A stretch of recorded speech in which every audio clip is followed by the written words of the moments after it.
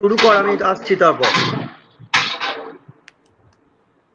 নমস্কার দর্শক বন্ধুরা, এই মুহূর্তে আপনারা সবাই জানেন যে আর একটা দিনের অপেক্ষা, তারপরেই মানুষের কাছে পরিষ্কার হয়ে যাবে বিভিন্ন ডিজিটাল মাধ্যম এবং নিউজ চ্যানেল এবং যারা এক্সিট পোল করেন এরকম সংস্থা, তাদের রিপোর্ট কিন্তু ইতিমধ্যেই সবার হাতে হাতে চলে এসেছে। তাতে দেখা যাচ্ছে যে আবারও কিন্তু নরেন্দ্র মোদী সরকার বা বিজেপির সরকার আবার ভারতের মসনদে, দিল্লির মসনদে কিন্তু আবার ফিরে আসছে, এমনটাই দেখাচ্ছে বিভিন্ন সমীক্ষা।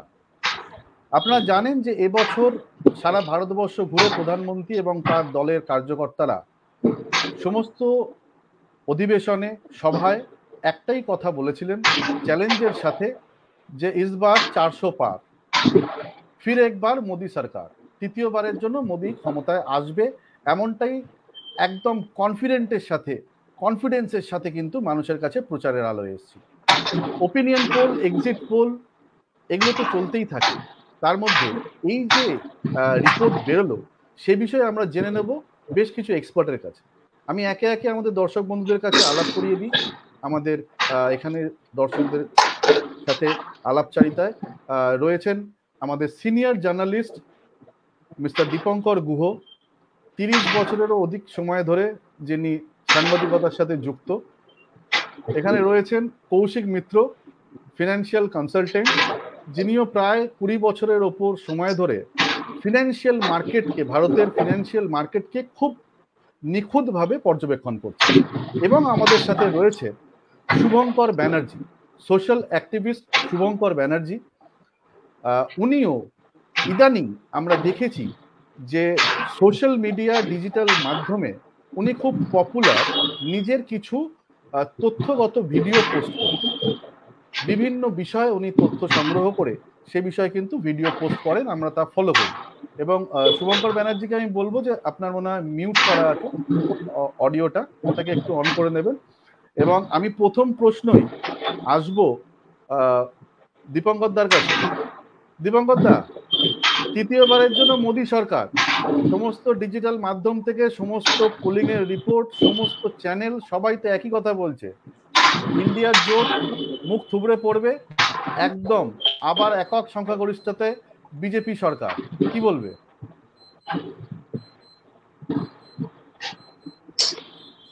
দীপঙ্কর গুহ। দেখো, প্রথমে আমি আমাদের সত্যম নিউজের যারা দর্শক, তাদেরকে আগাম আহ, অভিনন্দন জানিয়ে রাখি, কারণ তারা এই ভোট পর্ব এনজয় করেছেন ধরেই আমি অভিনন্দনটা দিচ্ছি, কারণ তারা নিশ্চয়ই তারা দেশবাসী হিসাবে যে তাদের একটা নিজস্ব অধিকার আছে, তা সকলেই তারা সেটা প্রমাণ করতে ভোট দিয়েছেন। আমাদের সরকারিভাবে বলা হয়েছিল ভোট দেওয়াটা খুব জরুরি, আমাদের নিজস্ব অধিকার, আমরা যে ভারতের নাগরিক, সেই নাগরিক অধিকার জানার। যে প্রশ্নটা তুমি করছো সেটা অনুযায়ী আমি একটা কথা বলতে চাই, সেটা হচ্ছে কিন্তু এক্সিট পোল, এটা নিয়েই তো আজকে আমাদের অনুষ্ঠান, যেটা দেখেই আমার মনে হয় তুমি আমাদের আলোচনা সভার ব্যবস্থা করেছো। এক্সিট পোলটা কখনো মেলে কখনো মেলে না, এবং যারা যারা এক্সিট পোল বিভিন্ন চ্যানেলে দেখাচ্ছেন, তাদের অ্যাঙ্কাররা বা এক্সিট পোল যখন আমরা কাগজে পড়ছি যে অমুক এক্সিট পোলে বা এতগুলো 8টা 9টা এক্সিট পোলে এই দেখাচ্ছে, সেখানে যেরকম আমরা একটা ডিসক্লেমার টাইপের দিয়ে থাকি বা একটা কথা বলি, এটাই শেষ কথা নয়। এক্সিট পোলটা আমরা একটা স্যাম্পেলের উপর করি, একটা সার্টেন মানে কাউন্টিং এর উপর করি, কতটা স্যাম্পেল নিয়ে করছি, এবং সেই অনুযায়ী তাদের ভার্সন নিয়ে আমাদের এটা করা। এখন নির্বাচন কমিশনের ক্ষেত্রে এত করা নিয়ম যে 7 দফা নির্বাচন হয়ে যাওয়ার পর সেই যে নির্বাচনটা শেষ হয়, মানে ভোটিং পর্বটা শেষ হয়, তার সঙ্গে সঙ্গেই আমরা 1 ঘন্টা পর থেকেই এক্সিট পোলে আসি। আমার এখানে একটা প্রশ্ন থাকে মনে নিজের, যে এই যে এক্সিট পোল, এটা যারা করছেন তারা কি কখনো বলেন যে এক্সিট পোলটা ফার্স্ট পেজের শুরুতে কিনা, বা মাঝখানে থার্ড ফেজের পরে কিনা, বা একদম সেভেন্থ যেটা হয়েছে আমাদের 1 তারিখে তার ঠিক আগে অবধি কিনা, এটা কিন্তু জানি না আমরা। আর তর্কের খাতিরে ধরে নিচ্ছি যে এই এক্সিট পোলটা আমাদের যেটা বলা হয় যে বুথ ফেরত মানুষের একটা পোল, তাহলে এটা ধরে নিচ্ছি যে প্রতিটা ক্ষেত্রে প্রতিটা ফেজের পর বুথ ফেরত মানুষের মানসিকতা ধরেই এটা করা। তা যদি হয় তাহলে আমরা বলবো যে এতগুলো টিম, আমার সঙ্গী যারা আছেন বক্তা তারাও আমার সাথে একমত হতেও পারেন, নাও হতে পারেন। কৌশিক বাবু অনেক অভিজ্ঞ মানুষ ফিনান্সিয়ালের সেক্টরে। শুভঙ্কর দাস সম্পর্কে তুমি যা বললে, আমি খুবই আনন্দিত যে আজকের দিনে উনি যোগ দিয়েছেন অনুষ্ঠানে এবং উনি ডিজিটাল মিডিয়ায় খুব স্ট্রং। সেক্ষেত্রে ওনার বক্তব্য শুনবো। কিন্তু আমার একটাই ধারণা, যেভাবে সবাই বলছে সেভাবে যদি আমি প্রভাবিত হই, মানে এই এক্সিট পোল দ্বারা প্রভাবিত হই, তাহলে আমি দেশের নাগরিক হিসাবে বলবো তোমার সাথে তুমি যে প্রশ্নটা করলে তাতে একমত যে হ্যাঁ, হ্যাট্রিক হতে যাচ্ছে মোদী সরকারের। কিন্তু যে ইনপুটস গুলো মিলছে, যেমন ধরো আমরা ইন্ডিয়া জোটের একটা মিটিং এর কথা জানতাম 1 তারিখে, সেই মিটিং এর জোট থেকে কংগ্রেসের পক্ষ থেকে খার্গে যে কথাটা বলেছেন যে ইন্ডিয়া জোট 295 পাবে, ম্যাজিক ফিগারটা কত 272।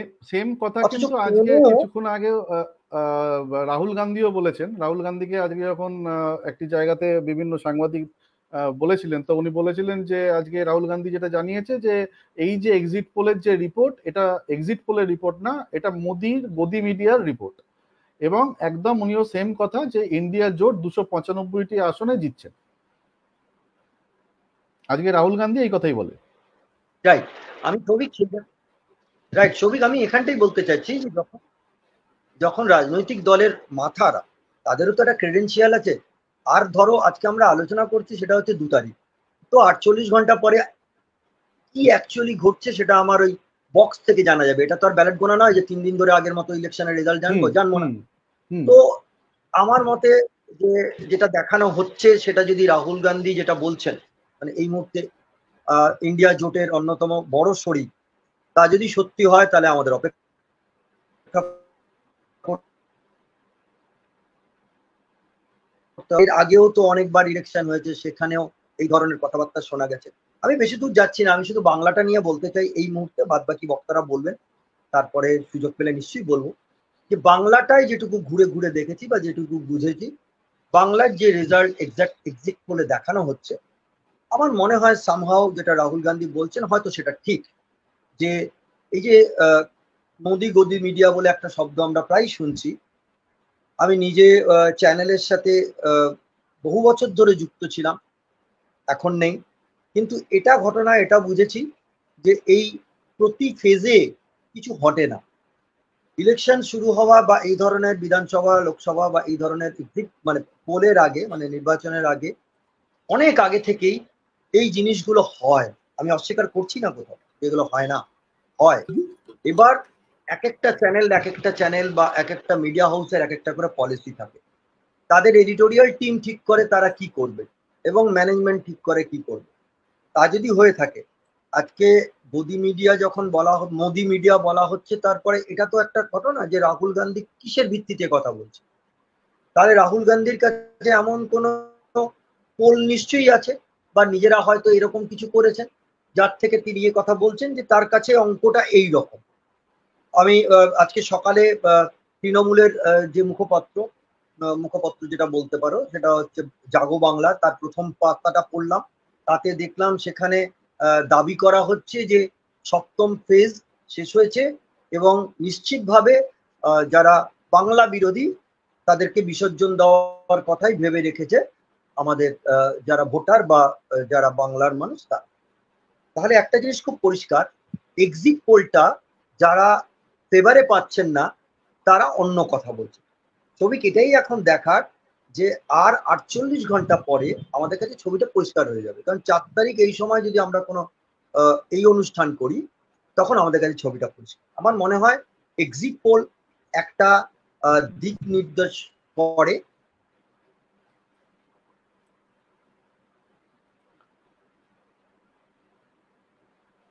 একদমই একদমই একদমই। এরপরে আমি কিন্তু কথা বলে নেব। এক্সিট পোল কথা হ্যাঁ, একটু একটু মনে হয় টেকনিক্যাল গ্লিচের কারণে দীপঙ্কর দার কথাটা আটকে গেছে, মাঝে মানে ভিডিওটা একটু উল্টোটাও ফ্রিজ হয়, রয়েছে।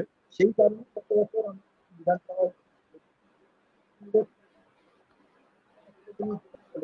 আমরা ততটা পাইনি, এটা দেখানো হয়েছিল কিন্তু আলটিমেটলি উল্টো হয়েছিল। ছবি হ্যালো একদম। হ্যালো আমি আমি শুনতে পাচ্ছ? এবারে হ্যাঁ একটুখানি ফ্রিজ হয়ে গেছিল মাঝখানে, বাট আমি আবার আসছি। ততক্ষণে আমি একটুখানি কথা বলে নেব কৌশিক মিত্রর সাথে। কৌশিক দা, সত্যম নিউজে স্বাগত তোমাকে।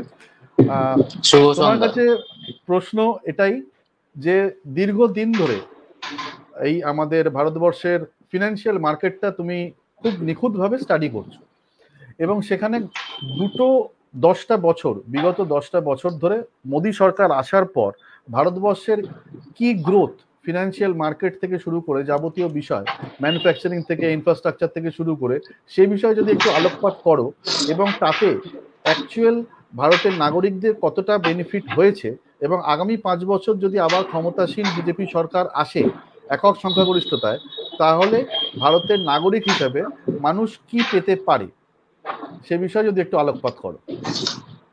আচ্ছা, আমার কথা শোনা যাচ্ছে তো? হ্যাঁ হ্যাঁ হ্যাঁ। আচ্ছা, মানে 2014 সালে যখন ফার্স্ট এনডিএ গভর্নমেন্ট আসে, মানে মোদি গভর্নমেন্ট আসে, এই বিষয়টা ধরা যায়।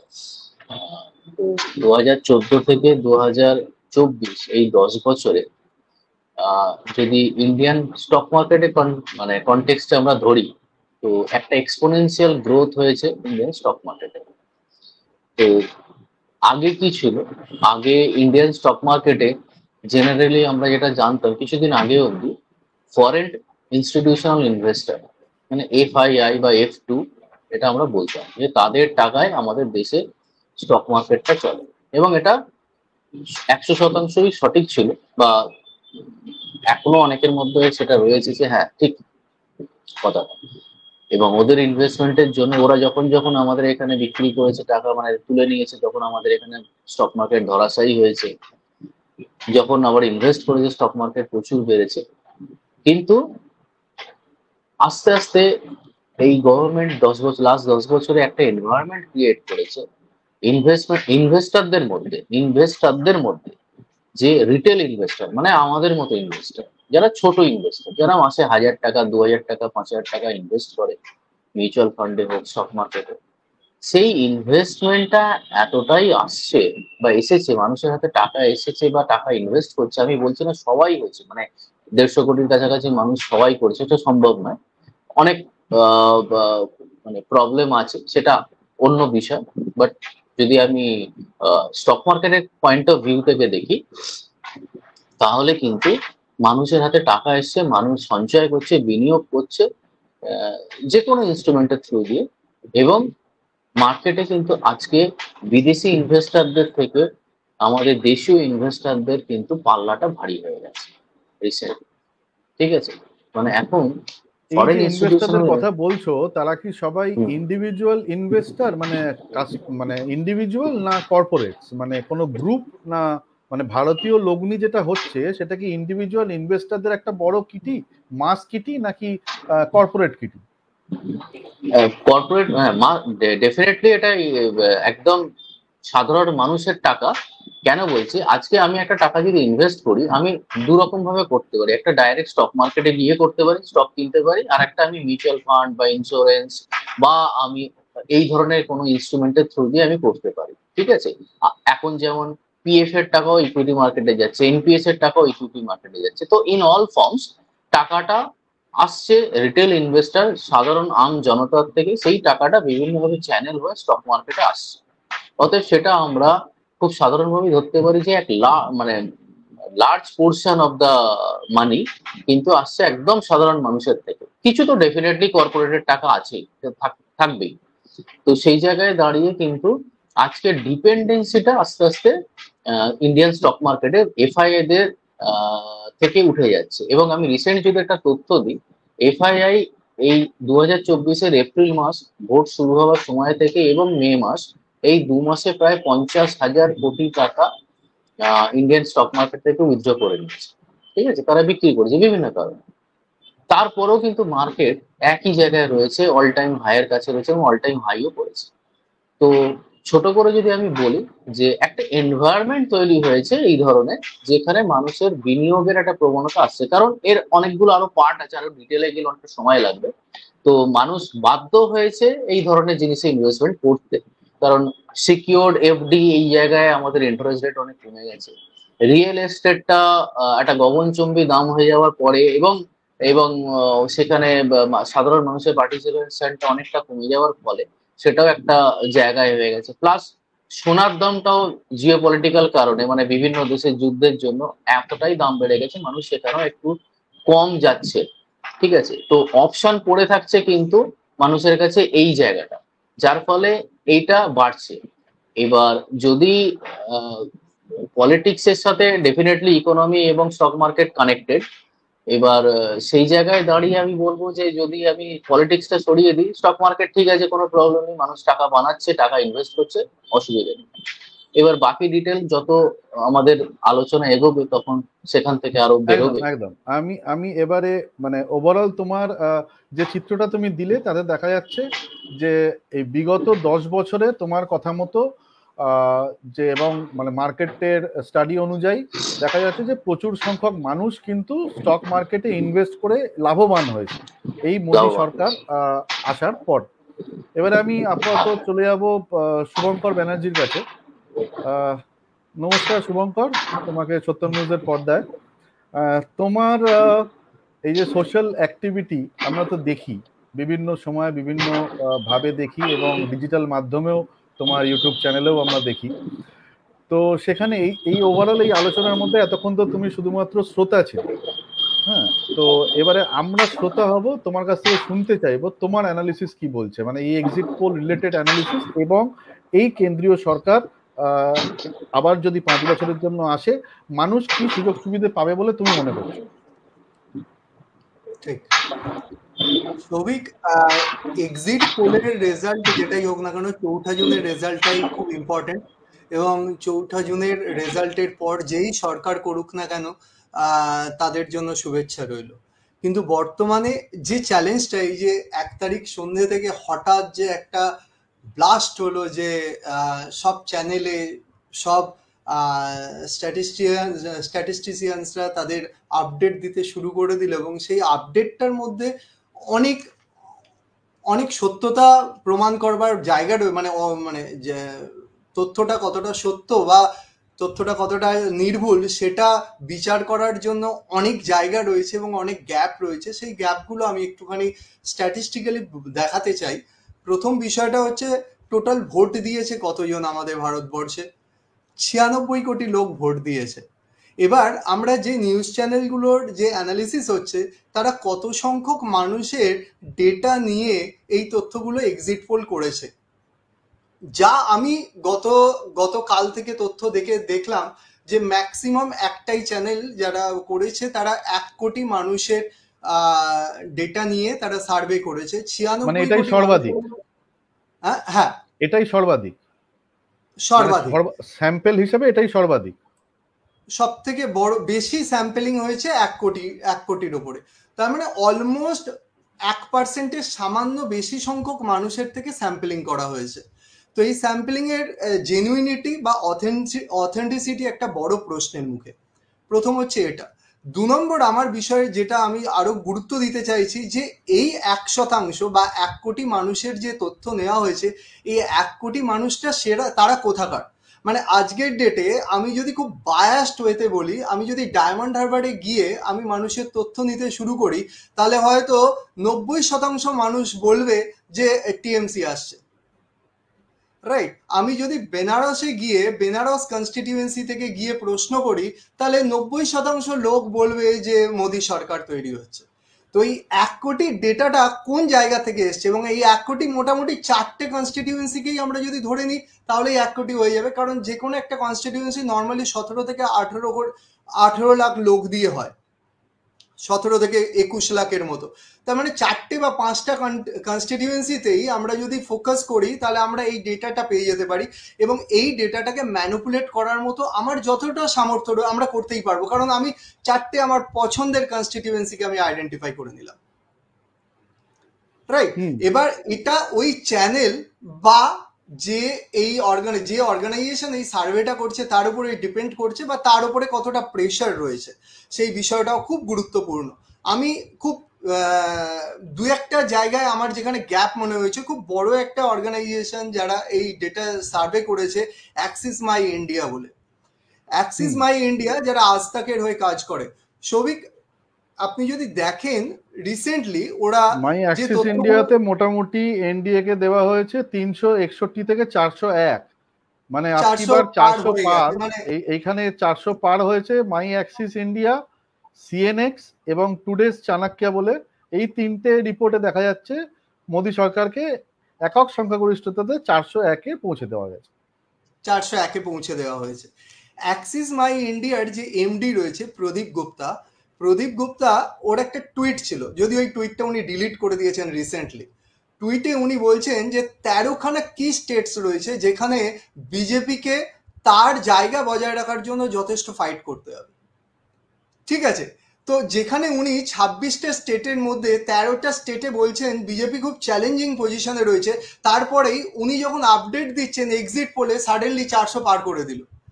তো এটাই কতটা বায়াসডনেস রয়েছে বা কতটা প্রেশার রয়েছে এটা আমরা আইডেন্টিফাই করতে পারছি। 2 নম্বর আমি আপনাকে বলছি, আপনি যদি ওদেরই ওই রিপোর্টটারই আপনি যদি দেখেন আজ থেকে ডিএমকে এবং কংগ্রেস, ডিএমকে কে ওরা 20 থেকে 22টা সিট দিচ্ছে, কংগ্রেসকে 13 থেকে 15টা সিট দিচ্ছে। প্রথমত হচ্ছে ডিএমকে এবং কংগ্রেস এরা ইন্ডিয়া অ্যালায়েন্সের মধ্যে রয়েছে, এরা আলাদাভাবে ফাইট করছে না। হাউএভার যদি ধরেও নি এদেরকে আলাদাভাবে ধরা হয়েছে, তো আলাদাভাবে ধরলেও যে তথ্যটা দেওয়া হচ্ছে কংগ্রেস অ্যাকচুয়ালি ফাইট করেছে 9টা সিটে, আর ওকে দেওয়া হচ্ছে 13 থেকে 15টা সিট। বোঝা গেল? এলজেপি বিহারে, এলজেপি চিরাগ পাসওয়ানের দল, ওরা অ্যাকচুয়ালি ফাইট করেছে 4টে সিটে, ঠিক আছে? আর আপনি যদি দেখেন ওদের বিহারের যে ওরা ডেটা দিয়েছে ওখানে দেখানো হচ্ছে 4 থেকে 6টা সিট। আরে 6টা সিটে জিতবে কোথা থেকে? ওরা 6টা সিটে তো লোকই দেয়নি।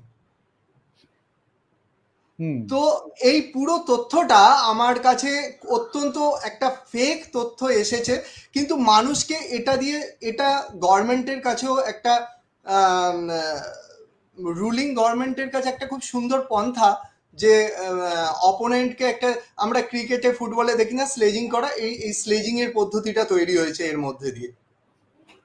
এতে খুব পরিষ্কারভাবে বোঝা যাচ্ছে যে বিরোধীদের ওপর একটা চাপ সৃষ্টি করা হচ্ছে যাতে তারা এই বিষয়টায় খানিকটা ডিমোরালাইজ হয়ে যায়, এবং এই ডিমোরালাইজেশনের জায়গাটা, এটা একটা ফানুস হয়, যদি সত্যি একটা হাওয়ায় ফোলানো ফানুস হয়, তাহলে সেই ফানুসটা ফাটতে তো আর মাত্র কয়েক ঘন্টা না। এই কয়েক ঘন্টাটা খুব গুরুত্বপূর্ণ। আমি আপনাকে বলছি পুরনো তথ্য থেকে, আপনি যদি মমতা ব্যানার্জি 2021-এর দেখেন, এএনআই অ্যানাউন্স করেছিল মমতা ব্যানার্জি 2500 ভোটে জিতে গেছে নন্দীগ্রামে। তারপরেই এটা নিয়ে একটা বড় কন্ট্রোভার্সি তৈরি হয়ে গেল যে উনি আদপে জেতেননি, তারপরে অনেক রকমের তথ্য এলো, এটাকে কোর্ট অবধি গড়িয়ে গেল। আসলে কি হয়, এই জেতা হারার মাঝখানে না একটা সূক্ষ্ম সুতো থাকে, যেখানে ওই কাউন্টিং এজেন্ট যে থাকে সে যদি ডিমোরালাইজ হয়ে যায়, মানে 3-4টে কাউন্টিং এর পরেই সে দেখলো নাম্বারটা কমে গেছে, সে সঙ্গে সঙ্গে ছেড়ে দিয়ে চলে এলো।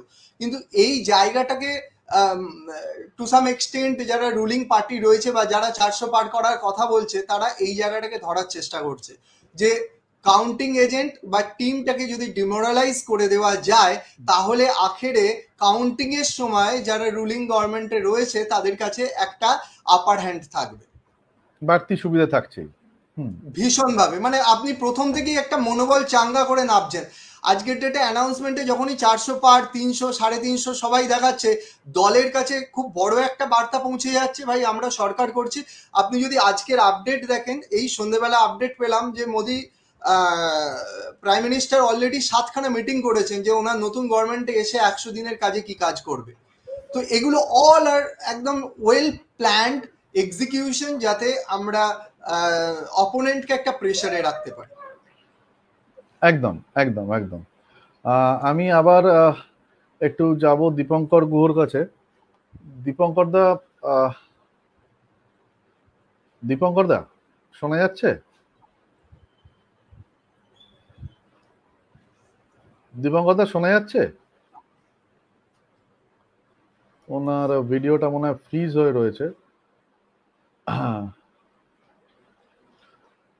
হ্যাঁ, তো ততক্ষণ আমরা একটু শুনে নিই, আবার কৌশিক মিত্রর কাছে চলে যাব।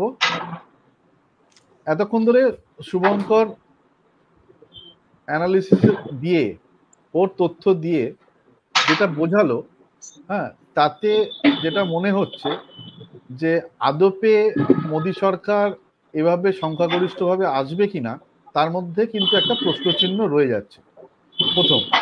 দ্বিতীয়ত হচ্ছে, আমি শুভঙ্করকে একটা প্রশ্ন করব এর মধ্যে, যে এই যে মার্কেট সিনারিও নিয়ে এতক্ষণ ধরে কৌশিকদা যেটা বললো, তার সাথে তুমি কি সহমত পোষণ করো? আম জনতার কাছে এখন টাকা আছে মার্কেটে ইনভেস্ট করার মতো, এবং আমাদের ভারতীয় ইকোনমি অনেক স্ট্রং হয়েছে মোদী সরকার আসাতে। এটা পারসেপশন বেসড, কিন্তু ডেটা এই কথা বলে না। ডেটা যেটা বলছে, আপনি দেখুন জিডিপি গ্রোথ, এটা কোনো আমাদের যে ফাইন্যান্সিয়াল ইনইকুয়ালিটি রয়েছে সোসাইটির মধ্যে, জিডিপি গ্রোথ দিয়ে আপনি এটাকে ডিফাইন করতে পারবেন না। 1% আমি আপনাকে তথ্য দিচ্ছি, 1960s-এ ভারতের 1% লোকের কাছে ছিল, মানে টপ 1% মানুষের কাছে দেশের 11% সম্পদ ছিল। 11%, মানে ভারতবর্ষের সম্পদের 11% ছিল হচ্ছে 1% লোকের কাছে, টপ 1%। এই টপ 1% লোকের কাছে 2020-তে সেটা হয়ে যায়, 1960 থেকে কথা বলছি, তখন 11% ছিল, 2020-তে সেটা হয় 33%।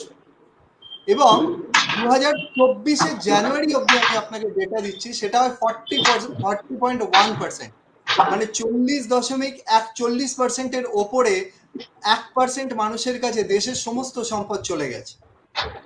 এটা দিয়ে আপনি বলতে পারেন আমরা তো জিডিপিতে গ্রোথ করেছি। জিডিপিতে আমরা 2027-এর মধ্যে ওয়ার্ল্ড টপ 3-তে পৌঁছতে চাইছি, কিন্তু টপ 5-এ গিয়ে আমরা জিডিপি গ্রো করেছি, কিন্তু আজকেও আমাদের দেশে 80 কোটি মানুষ রেশন দোকানে 300 থেকে 500 টাকার আনাজ পাওয়ার জন্য লাইন দিতে হয় বিনা পয়সায় পাওয়ার জন্য। তো একদিকে আমি বলছি দেশের দেশ 5th লার্জেস্ট ইকোনমি হয়েছে, আবার একদিকে বলছি আমার সরকার 80 কোটি মানুষকে ফ্রি রেশন দিচ্ছে। তো এই দুটো পয়েন্ট আপনি লিঙ্ক করতে পারবেন না। একদম একদম, এটা মানে পুরো দুরকম চিত্র আর কি, মানে একই কয়েনের এপিট ওপিট এরকম তো হতে পারে না। তো সেই বিষয়ে আমরা একটু আলোকপাত করার জন্য কৌশিক দাকে বলবো যে শুভঙ্কর যেটা বললো সেই বিষয়ে যদি একটু মতামত প্রকাশ করে। হ্যাঁ, আচ্ছা, যেটা বলার সেটা হচ্ছে যে ইকোনমিক্স বা অর্থনীতি, এটাতে এই কন্ট্রাডিকশনটা থাকবেই। আমি 2021 সালে যখন এরকম একটা লাইভ অনুষ্ঠানে এসেছিলাম, 2nd মে না 3rd মে, মানে বিধানসভা ভোটের রেজাল্টের পরে, তোমার এই চ্যানেলে, সেখানেও আমি এই কথা বলেছিলাম, ইকোনমিক্সে বা এই অর্থনীতি আর সাধারণ জীবনের এই যে ব্যাপারগুলো, এর মধ্যে কন্ট্রাডিকশন থাকবেই। ঠিক আছে, এই কন্ট্রাডিকশনটা না থাকলে, এটা সব দেশে আছে, শুধু ভারতবর্ষে নয়, ভারতবর্ষ অনেক ইয়াং একটা দেশ, এবং ভারতবর্ষের এই স্বাধীনতার পরে একটা ম্যাক্সিমাম টাইম কিন্তু সেইভাবে কোনো কিছুই হয়নি। তার অনেক কারণ আছে। তো এখন যেটা দেখার, এই কন্ট্রাডিকশনটা তো আমি একমত, এটা খুব খুব স্বাভাবিক, এটা দেখাই যাচ্ছে। এবং মানে এই চিত্রটা খুব মানে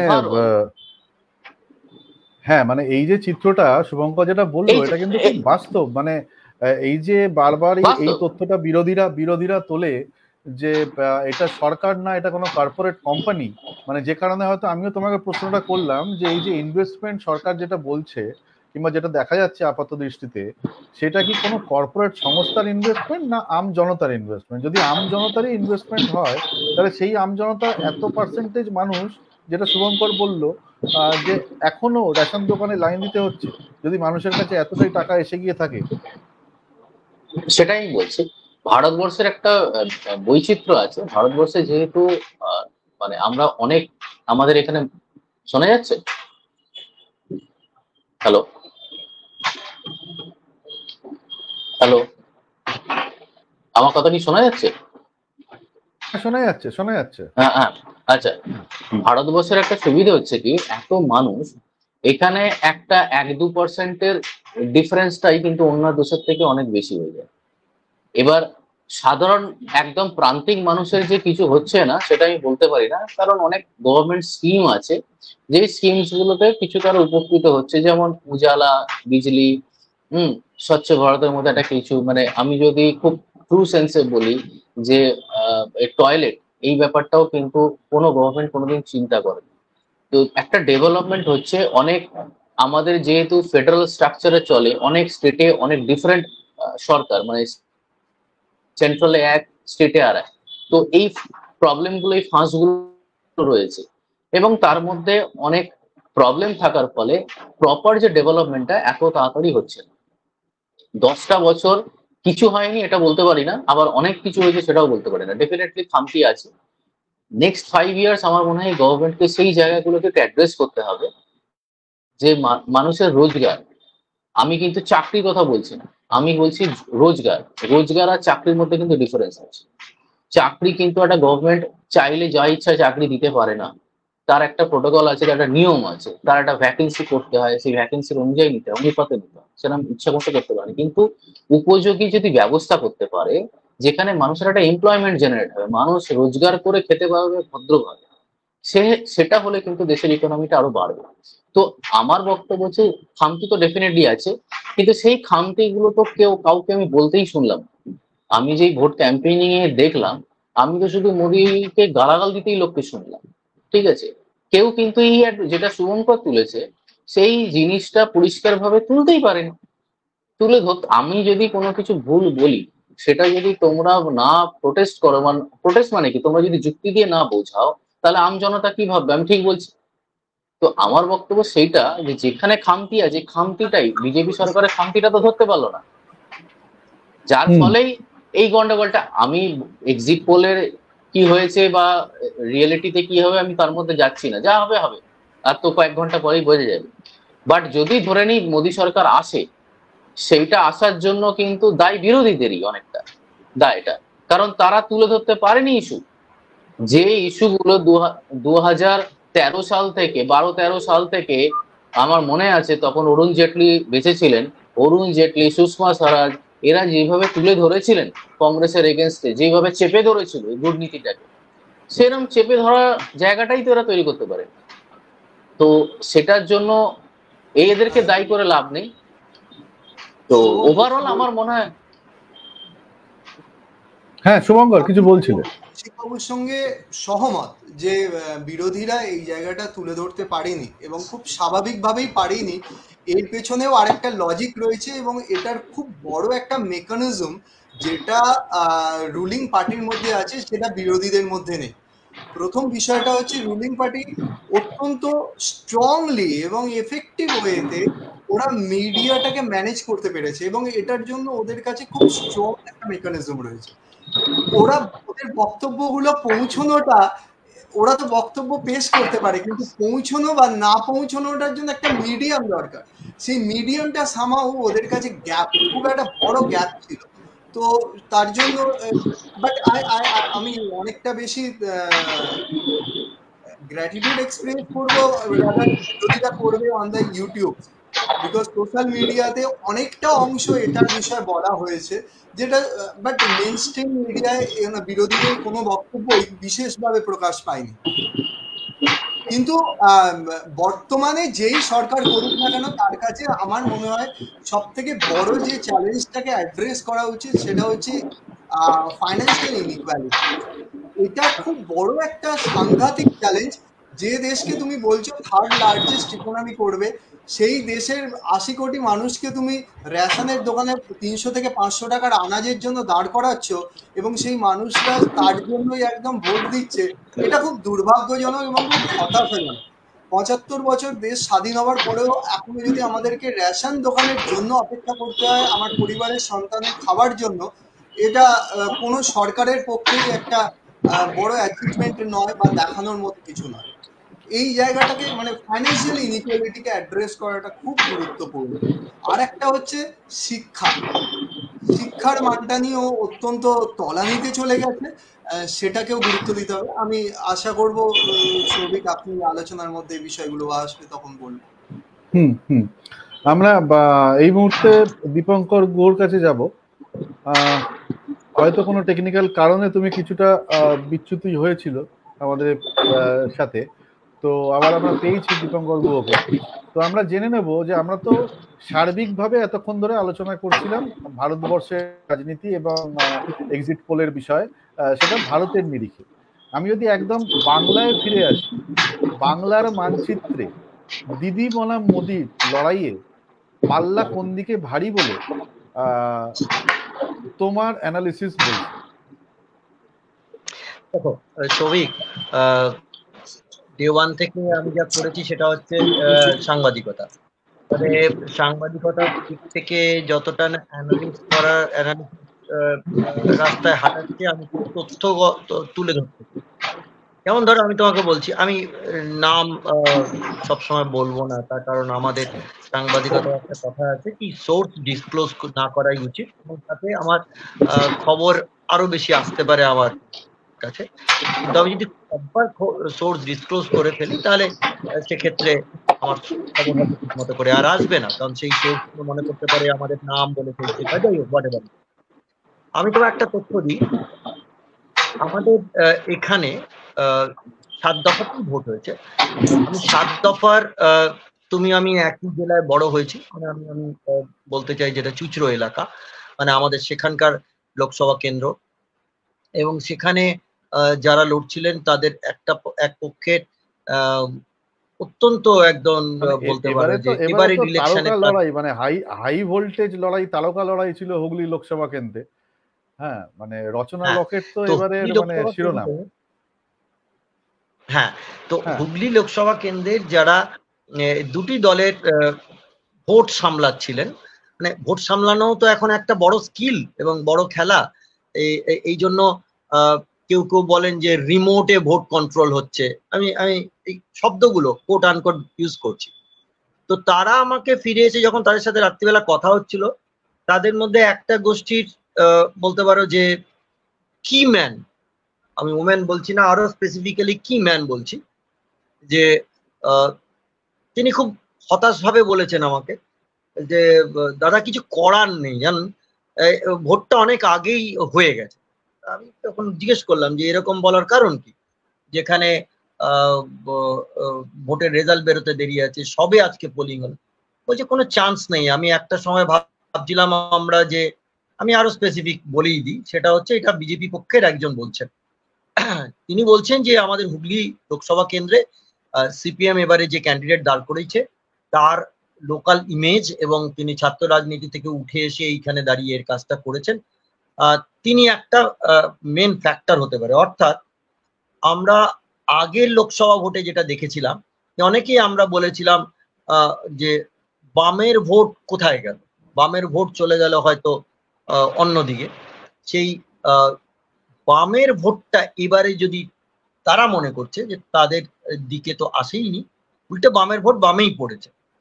আর টিএমসির পক্ষে যারা এই কাজটা সারছিলেন তারা অনেকদিন আগেই, মানে আমি বলছি যে মাঝে দোল ছিল, তো দোলের জন্য আমি এরকম কথাও আলোচনা করছিলাম যে বিজেপির দেয়াল লিখন কম কেন, বা যুক্তি হচ্ছে যে না দেয়াল লিখলে ওখানে বেলুন মেরে বা রং দিয়ে ওরা দোলের সময় এই আমাদের যেটা করব সেটা বেকার হয়ে যাবে, তাই আমরা এখন লিখছি না, পরে করব।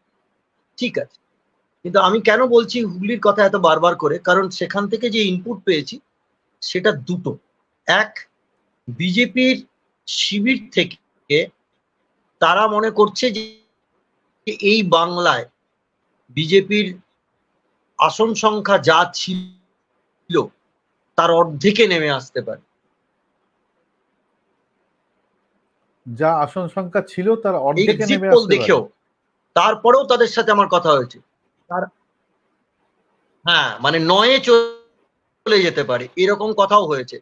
আমি যুক্তি দিয়ে তাকে বোঝানোর চেষ্টা করেছি অতটা না হতে পারে। আমার কাছে যা ইনপুট আছে, ফিগার্স আছে, যে খবর আসছে, ভোট হয় বিভিন্ন মেকানিজমে, মানে রাজনীতি যারা কুশীলব তারা ছোট ছোট ছোট ছোট ওয়ার্ড ধরে ধরে ধরে ধরে সব কাউন্টিং করে।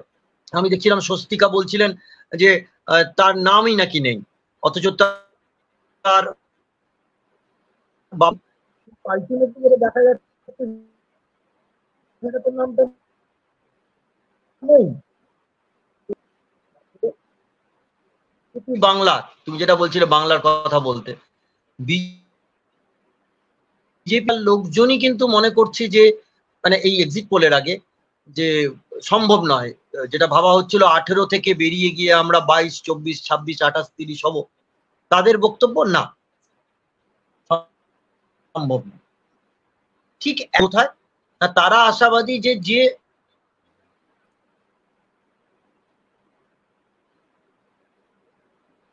সংখ্যায় পাশে, এবং আমিও নিজের চোখে দেখেছি বিভিন্ন এলাকায় ঘুরে ঘুরে, এখন আমি কলকাতায় থাকি, বিভিন্ন এলাকায় ঘুরে ঘুরে বিভিন্ন ফেজে ভোট হওয়ার একটা অ্যাডভান্টেজ আছে, আমাদের মতো যারা আছেন তারা দেখতে পারেন অনেকটা ঘুরে।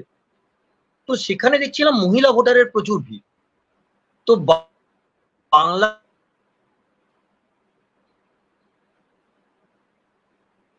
মহিলা তথ্যগত এবং প্রমাণগত ভাবে তাহলে কিন্তু ধরে নিতে হবে কোথাও বাংলার এক্সিট পোলে ফাঁক থেকে যাচ্ছে, কারণ এই মহিলারা বিজেপির পক্ষে ভোট দিচ্ছেন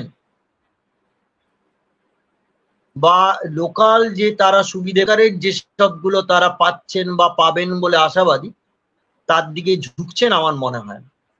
কাজে আমি আবারও 48 ঘন্টা সময় বা বলতে পারা যায় 36 ঘন্টা এটা একটা সময়। মারাত্মক তথ্য, এবং আমরা বলতে পারি যে সত্যম নিউজই হয়তো এটা আজকে মানে ব্রেকিং নিউজ হিসেবে চালাতে পারে, যে সিনিয়র সাংবাদিক দীপঙ্কর গুহর কথায় এবং অ্যানালিসিস রিপোর্ট অনুযায়ী বাংলায় কিন্তু বিজেপি 9টি আসনে নেমে আসতে পারে। মানে এক্সিট পোলকে একদম মানে তুড়ি দিয়ে উড়িয়ে দেওয়ার মতো ব্যাপার হলো বিষয়টা। মানে এতক্ষণ ধরে দর্শকরা এটা শুনলো, মানে তাতে কিন্তু যে শুভঙ্করও এতক্ষণ ধরে যেটা বলছিল, যে শুভঙ্কর প্রথমেই যেটা বলেছে যে এই যে এত কোটি ভোটারের মধ্যে মাত্র 1 কোটি ভোটারের ওপর সমীক্ষা করে দেখা হয়েছে, এবং তার কোথায় কোথায় সমীক্ষা হয়েছে সেটার ওপর ডিপেন্ড করছে অনেকটা। তো সেক্ষেত্রে দাঁড়িয়ে আমার মনে হয় যে মানে শুভঙ্করের বক্তব্য এবং দীপঙ্কর গুহের বক্তব্যতে এটাই ফুটে উঠছে যে 4 তারিখে কিন্তু রেজাল্ট এবং একটু আমি বলবো অন্যরকম যে হলে। শুভঙ্করবাবু যেটা বলছিলেন যে যেভাবে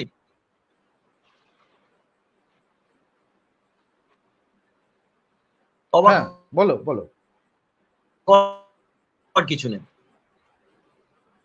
হ্যাঁ মানে রেজাল্ট যদি অন্যরকম হয় সেটাতে অবাক হওয়ার কিছুই নেই, আমারও তাই মনে হচ্ছে। মানে যে যে তথ্য তুমি দিলে এতক্ষণ আমি ধরে সেটাই বলছি, আমাদের দর্শকদের, এবং শুভঙ্কর যা বলছে, অবাক হওয়ার কিছু নেই। তার কারণ হচ্ছে এক্সিট পোল কালকে হয়েছে, যারা যারা আমাকে এই ভোট দান পর্ব সারার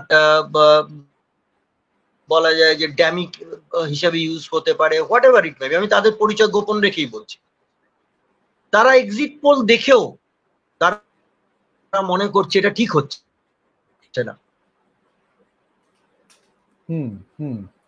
এটা মানে যাদের কথা বলা হচ্ছে যে মোদি অলরেডি 7টা মিটিং করে ফেলেছেন, যেটা শুভঙ্কর বাবু বলছিলেন যে তারা 100 দিনে কথাটা বলা হচ্ছে যে একটা হাওয়া আগে থেকে বইয়ে দেওয়া, যে দেখো আমি তো মানে আসছি, আমার তো মানে সেটাই আসার কথা।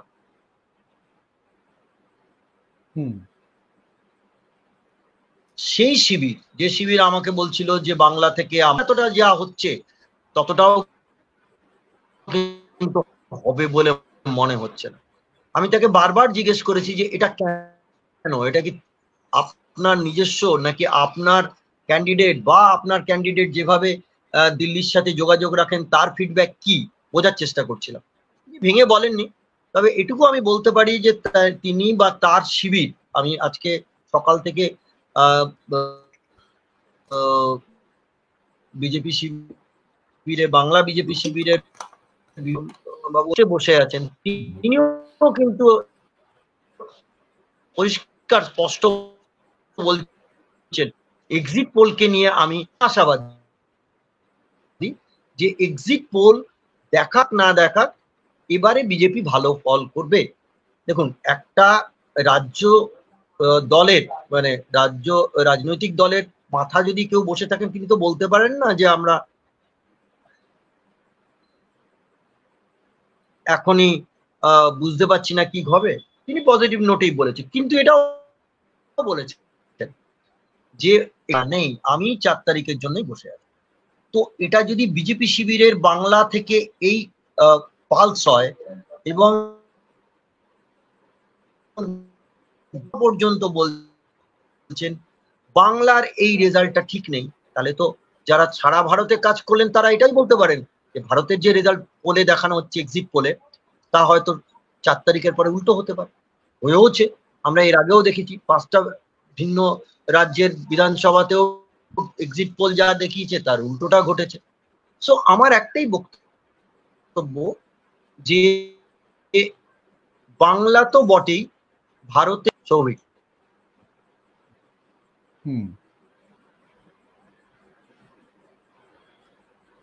একদম।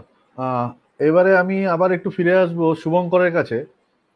শুভঙ্কর, এতক্ষণ ধরে দীপঙ্কর দার বক্তব্য তুমি শুনলে, তোমার এটা মনে হয় আনমিউট একটু করে নাও, হ্যাঁ, অডিওটা। তো তাতে অনেকটাই তুমি যা বলেছো তারই কিন্তু মানে সাপোর্টেই দীপঙ্কর গুহর বক্তব্য পেশ করলো এবং তথ্য দিয়ে উনি বললেন যে এরকমও হতে পারে, এটা অস্বাভাবিক নয় যে ইভিএম এ 4 তারিখে যখন কাউন্টিং শুরু হবে এবং যখন শেষ হবে তখন দেখা যাবে হয়তো আগের বারের 18 সংখ্যাটা 9ও চলে আসতে পারে বিজেপি, মানে বাংলার নিরিখে। এবং যদি তাই ট্রেন্ড হয় এবং পার্সেন্টেজ অফ ভোটার যাদেরকে নিয়ে এক্সিট পোল করা হয়েছে এবং যে জায়গার কথা তুমি বললে, যে বিষয়টা তুমি আলোচনা করলে দর্শকদের সাথে, তো সেরকম কিছু ঘটলে তাহলে কি ইন্ডি জোটের দিকে ঝুঁকতে পারে? দীপঙ্কর বাবুর তো খুব যুক্তিসঙ্গত এবং তথ্যপূর্ণ কথা, ওনার কাছে অনেক তথ্যও রয়েছে বিভিন্ন মাধ্যম থেকে। আমার কাছে তো অত অ্যানালিসিস নেই বা অত ইনপুট নেই, বাট আমার আন্ডারস্ট্যান্ডিং যেটা, যে ভোট যে পক্ষের তরফেই হোক না কেন, মানে যেই জিতে থাকুক না কেন, বা এক্সিট পোলের রেজাল্ট কিভাবে ম্যানিপুলেট হচ্ছে কি হবে না, বা 4 তারিখে কি হবে, সেটা তো খুব গুরুত্বপূর্ণ একটা বিষয়। কিন্তু এই 4 তারিখে যে সরকারেই আছে, মানে রাজ্য স্তরে বা কেন্দ্র স্তরে, তারা কিন্তু তার পাওয়ারটাকে ফুল ইউটিলাইজ করবে, মানে সেটা ওই কাউন্টিং এর টাইমে। তো তার জন্য আমি আপনারা যদি দেখেন, আমার একটা ইউটিউবে আমি অলরেডি 17C কে কিভাবে ইউটিলাইজ করতে হবে, মানে ফর্ম 17C এর গাইডলাইনটাকে আমি খুব সুন্দরভাবে মেনশন করে দিয়েছি, যে কাউন্টিং এজেন্টকে কি কি বিষয়গুলোকে মাথায় রাখতে হবে। কারণ কাউন্টিং এজেন্ট যে দুর্বলতার জায়গায় রয়েছে, আজকে ধরুন এই যে হুগলিতে লকেট আর রচনার মধ্যে লড়াই হচ্ছে, 2-4টে কাউন্টিং এর পরেই যদি কোনো একটা দলের পক্ষ থেকে ভাবে যে আমার বোধহয় হাত থেকে বেরিয়ে গেল, সেই জায়গাটাই একটা মারাত্মক ভুল হতে পারে, সেই জায়গায় ম্যানিপুলেশন হতে পারে ভিভিপ্যাটে। তো তার জন্য 17C কে কিভাবে ম্যানেজ করতে হয় বা ওই ফর্মের সঙ্গে আপনাকে ভিভিপ্যাটে কি কি চেক করতে হবে সেটা আমরা অ্যানালিসিসও করেছি। দরকার হলে আমি আমার দর্শক বন্ধুদের বলবো যে আমাদের Shubhankar Banerjee social activist YouTube চ্যানেলে গিয়ে দেখবেন 17C কিভাবে ইউটিলাইজ করতে হবে বা কি কি গাইডলাইন আপনাকে ফলো করতে হবে সেই মুহূর্তে। আমি দীপঙ্কর বাবুর সঙ্গে সহমত যে বাংলায় যে এক্সিট পোলের রিপোর্ট দেওয়া হচ্ছে এটা যথেষ্ট ম্যানিপুলেট করা রয়েছে। কারণ বিজেপির ওভারঅল একটা আমরা অ্যাপারেন্ট একটা জায়গা দেখতে পারি যে খুব ভালো একটা ব্যাপক প্রচার পেয়েছে due to the mainstream media, কিন্তু ভেতরে আমরা যারা গ্রামে গঞ্জে গিয়ে কাজ করি আমাদের অবজারভেশন হচ্ছে তাদের বেস লেভেলে অত স্ট্রং মজবুত এখনো পর্যন্ত টিম ফরমেশন হয়নি। সেই গ্যাপটা কিন্তু 2021-এও ছিল, 2024-এও টু সাম এক্সটেন্ট আছে, বাট 2021-এর তুলনায় 2024-এর টিম ম্যানেজমেন্ট অনেক বেটার সাংগঠনিক হয়েছে বলে ক্ষমতা এটা আর আমার একটু observation। বেড়েছে। মানে হ্যাঁ 2021-এ যেটা বলা হয়েছিল যে কোনো সংগঠন ছাড়া মানে বিজেপি কে করে এলাকায় সেটা না বুঝেও কিন্তু বিভিন্ন জায়গাতে দেখা গেছে ভালো রেজাল্ট করেছিল বিজেপি। হ্যাঁ সে একটা হ্যাঁ, হাওয়া ছিল, ওই মানে মোদিজির সরকার হাওয়াতে 2019-এ যে ভোটটা হয়েছে, মোদিজির হাওয়াতে 2024-এ সেই ভোটটা মানে ব্যালট আপনার ইভিএম এ নাও পড়তে পারে, বিকজ 2019-এ আপনার কাছে অনেকগুলো মোদি হাওয়াটাকে তৈরি করার জন্য অনেকগুলো বিষয় ছিল। একটা আপনার নোটবন্দির জায়গা ছিল, কালো টাকা ফিরিয়ে আনার বিষয় ছিল, পুলওয়ামা ছিল। তো সেই বিষয়গুলো একটা ন্যাশনাল অ্যাপিয়ারেন্স তৈরি করেছিল মোদির জন্য। কিন্তু 2024-এ সেই আকারে সেই আকারটা দেখা যাচ্ছে না মোদিজির জন্য। রাদার অনেক ওনার অসাংবিধানিক কথাবার্তাও ব্যবহার করা হয়েছে, যেটা আনপার্লামেন্টাল এবং মানে আনডেমোক্রেটিক শব্দ ইউজ করেছেন, যেটার জন্য আমার মনে হয় ওনার বেশ কিছুটা ফেস ভ্যালু লসও হতে পারে। যে একদম মঙ্গলসূত্র, মুজরা, এই শব্দগুলো একটা প্রধানমন্ত্রীর থেকে এক্সপেক্টেড নয়। যারা একটু লিটারেট, যারা একটু বোঝে, তাদের কাছে এই শব্দগুলো যথেষ্ট কানে খটকা লেগেছে। যে আমরা তো মোদিজিকে একটা অবতার হিসেবে দেখি, মেসেঞ্জার অফ গড হিসেবে দেখি, সেই জায়গার থেকে এই আর শব্দগুলো উনি তো নিজেই বলেছেন যে উনি তো বায়োলজিক্যালি জন্ম নেননি, উনি তো মানে অন্যভাবে ওনার জন্মটাও একটু অন্যরকম আর কি, মানে সুপার ন্যাচারাল আর কি, মানে সুপার ন্যাচারাল পাওয়ার মোদি। এবং এই প্রশ্নের সূত্র ধরেই আমি যাব একটু কৌশিক মিত্রর কাছে। যে 2024-এ প্রবাবলি এনডিএ গভর্নমেন্টই আসবে, যদি আসে। মানে ইন্ডিয়া জোটের, ইন্ডিয়া অ্যালায়েন্সের সঙ্গে অনেক বড় ফারাক হচ্ছে। যদি আসে তো শিওরলি এবার উনি মেসেঞ্জার অফ গড থেকে এবার আরেকটু স্ট্রেচার বাড়বে, বিকজ 2019-এ উনি চৌকিদার ছিলেন, চৌকিদার থেকে একদম মেসেঞ্জার অফ গড। এর পরেরটায় কি অবস্থায় পৌঁছবেন হোপফুলি আমরা একটু এক্সপেক্ট করতে পারছি, বাট বলছি না, বাট দেখা যাক। ওকে ওকে, হ্যাঁ কৌশিক মিত্র, হ্যাঁ মানে এতক্ষণ ধরে তো তুমি শুনছিলে সবটাই, তো মানে একদম আমরা প্রোগ্রামের প্রায় শেষের দিকে, তো একদম ফাইনাল মানে এই সমস্ত কিছু নিয়ে এক্সিট পোলের মানে যে রিপোর্ট বেরিয়েছে তা নিয়ে তোমার মানে আশা কিংবা নিরাশার জায়গা কিছু আছে কিনা, মানে এটাই কি বাস্তব, এটাই হতে চলেছে 4 তারিখে, কি মনে করছো? হ্যাঁ, এক্সিট পোল আগের 2019 সালে যদি আমি দেখি, আমার মনে আছে আমি সেদিনকে সারাদিন বাড়িতে বসে টিভি দেখেছিলাম, এবং অ্যাক্সিস মাই ইন্ডিয়ার শুভঙ্কর যে নাম বললো, প্রদীপ গুপ্তা, ও মানে স্টুডিওতে অন ক্যামেরা উনি কেঁদে ফেলেছিলেন, মানে ওনার এতটাই অ্যাকুরেসি এসেছিল। একটা দুটো বোধহয় সিটের এদিক ওদিক হয়েছিল, ওভারঅল 303-এর জায়গায় উনি 300 কিছু একটা বলেছিলেন, হোয়াট এভার।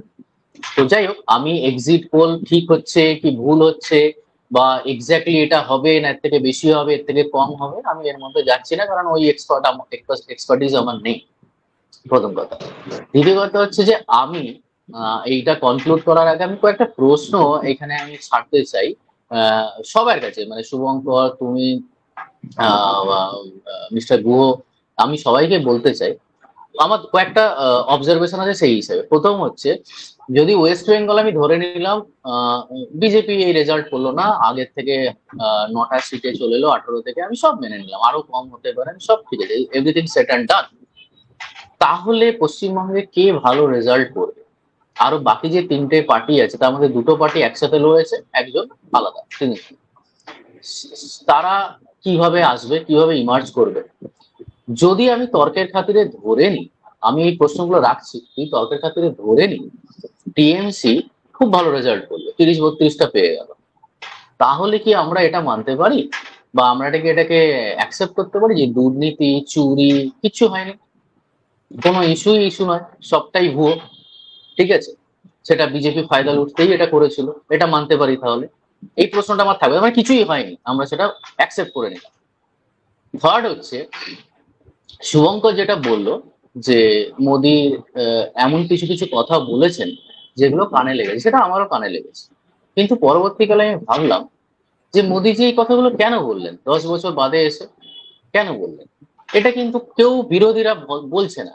বিরোধী প্রবলেম হচ্ছে কি, আমি যদি তোমার ক্রিটিসিজম পড়ি, তোমার ভালো দিকটা, তোমার স্ট্রেংথটা সবার আগে আমাকে জানতে হবে। উইকনেস তো আমি জানি, স্ট্রেংথটাও আমাকে জানতে হবে। মোদিজি এমন একটা ব্র্যান্ড, আমি খুব কনসিয়াসলি কথাটা ইউজ করলাম, টার্মটা ইউজ করলাম, মোদিজি এমন একটা ব্র্যান্ড, মোদিজি কিন্তু তোমাকে সবসময় ডিফোকাস করে দেবে। এমন কিছু ইস্যু তোমার সামনে এনে দেবে, তুমি আসল মুদ্রাটাই বলবে না। আর আসল মুদ্রাটা তুমি না বললে, হ্যাঁ আমি বললাম সৌভিক ওই করেছে, এটা বুঝতে ধরতে করতেই তো কিছুদিন টাইম চলে গেল। অতএব আমি কিন্তু অরিজিনালি সৌভিক কি করছে বা কি করছে না সেটা আমি যাচ্ছি না, আমাকে ডাইভার্ট করে দেওয়া হচ্ছে। এটা কিন্তু একটা বড় লিডার, আমি পলিটিশিয়ান বলবো না, বড় লিডারের একটা বড় গুণ, যে অপোনেন্টকে তুমি ছত্রভঙ্গ করে দাও, তাকে বুঝতেই দিও না তুমি কি করতে চাইছো ভেতর থেকে। ঠিক আছে, তো এই জিনিসটা কিন্তু মোদিজি করেছে, এবং এটা ট্র্যাপে বারবার বিরোধীরা পড়েছে, এবং এটা নিয়ে আলোচনা হচ্ছে। ঠিক আছে, তো এটার মধ্যে আবার তর্ক বিতর্ক থাকতে পারে, এটা আমার অবজারভেশন, আমি বলছি না যে আমি ঠিক বলছি বা আমি টু সাম এক্সটেন্ট আমি সহমত। এবং প্রত্যেকটা ফেজ হওয়ার পরে পরে বারবার কিন্তু মোদিজি স্ট্র্যাটেজি চেঞ্জ করেছে, এবং খুব ইন্টেনশনালি এটা করা হয়েছে। প্রথমে 400 পারের একটা নাড়া দেওয়া হয়েছিল, যাতে টিমের মধ্যে একটা এনার্জি বুস্ট আপ করা যায়। পারপাস কিন্তু 400 পার ছিল না, পারপাস ছিল সবাইকে ইউনাইটেড করা এবং ফোকাসটা একটা জায়গায় নিয়ে যাওয়া। তারপরে ধীরে ধীরে আপনি যদি দেখেন প্রত্যেকটা স্টেজে গিয়ে বিভিন্ন রকমের মতামত দিয়েছে। প্রথমে থার্ড স্টেজে গিয়ে যখন প্রথম স্টেজে দেখলো যে মানে বিষয়টা এবার অন্যদিকে যাচ্ছে, উনি কিন্তু ওই মঙ্গলসূত্রের বিষয় নিয়ে চলে এলেন। তারপরে উনি আবার ট্র্যাক চেঞ্জ করলেন, কারণ সেই সময় প্রথম এবং দ্বিতীয় ফেজ, এই দুটো সময় বিরোধীরা কিন্তু খুব ফোকাস ছিল তাদের অবজেক্টিভ নিয়ে। তারা খুব পরিষ্কারভাবে বলছিল আনএমপ্লয়মেন্ট, ফাইন্যান্সিয়াল ইনইকুয়ালিটি, এই বিষয়গুলো তারা ফোকাস করছিল, এবং মোদিজি খুব সুন্দরভাবে ওদেরকে ডিফোকাস করেছে, এবং তারা ওই বিষয়গুলোর মধ্যে ঢুকে গেছে। নাহলে এটা একটা ওই স্টেচারের লোক ওই ধরনের কথা বলবে বলে আমার যথেষ্ট সন্দেহ রয়েছে। সেম আমি এখানেও বলবো যে বাংলাতেও 5টা ফেজ হয়ে যাওয়ার পর, মুর্শিদাবাদে ভোট হয়ে যাওয়ার পর, মুর্শিদাবাদকে নিয়ে ওখানে মমতা ব্যানার্জি যে উচ্চারণ বললেন যে কার্তিক মহারাজ গন্ডগোল করেছে, আমার মনে হয়েছে এটা খুব প্ল্যান্ড ওয়েতে কিছু একটা কারণ বুঝেই উনি এই হিন্দু মুসলমানের কনসেপ্টটাকে এখানে ঢুকিয়েছে। মানে দক্ষিণ কলকাতার ভোট, ডায়মন্ড হারবারের ভোট, এই বিষয়গুলো খুব গুরুত্বপূর্ণ সেই অবস্থার মধ্যে ছিল। মথুরাপুরের ভোট, এই জায়গাগুলোয় কিন্তু মুসলিম ভোট পার্সেন্টেজ মানে কনসেন্ট্রেশন অনেক বেশি। তো সেই জায়গায় আমার মনে হয়েছে এই বিষয়টাকে ফোকাস আনার জন্য এই বিষয়গুলোকে আনা হয়েছে, এবং এটা ওনাদের নিজস্ব দীর্ঘদিন ধরে রাজনীতি করছেন, ওনারা বোঝেন কোন জায়গায় কোন কথাটা বলতে হবে।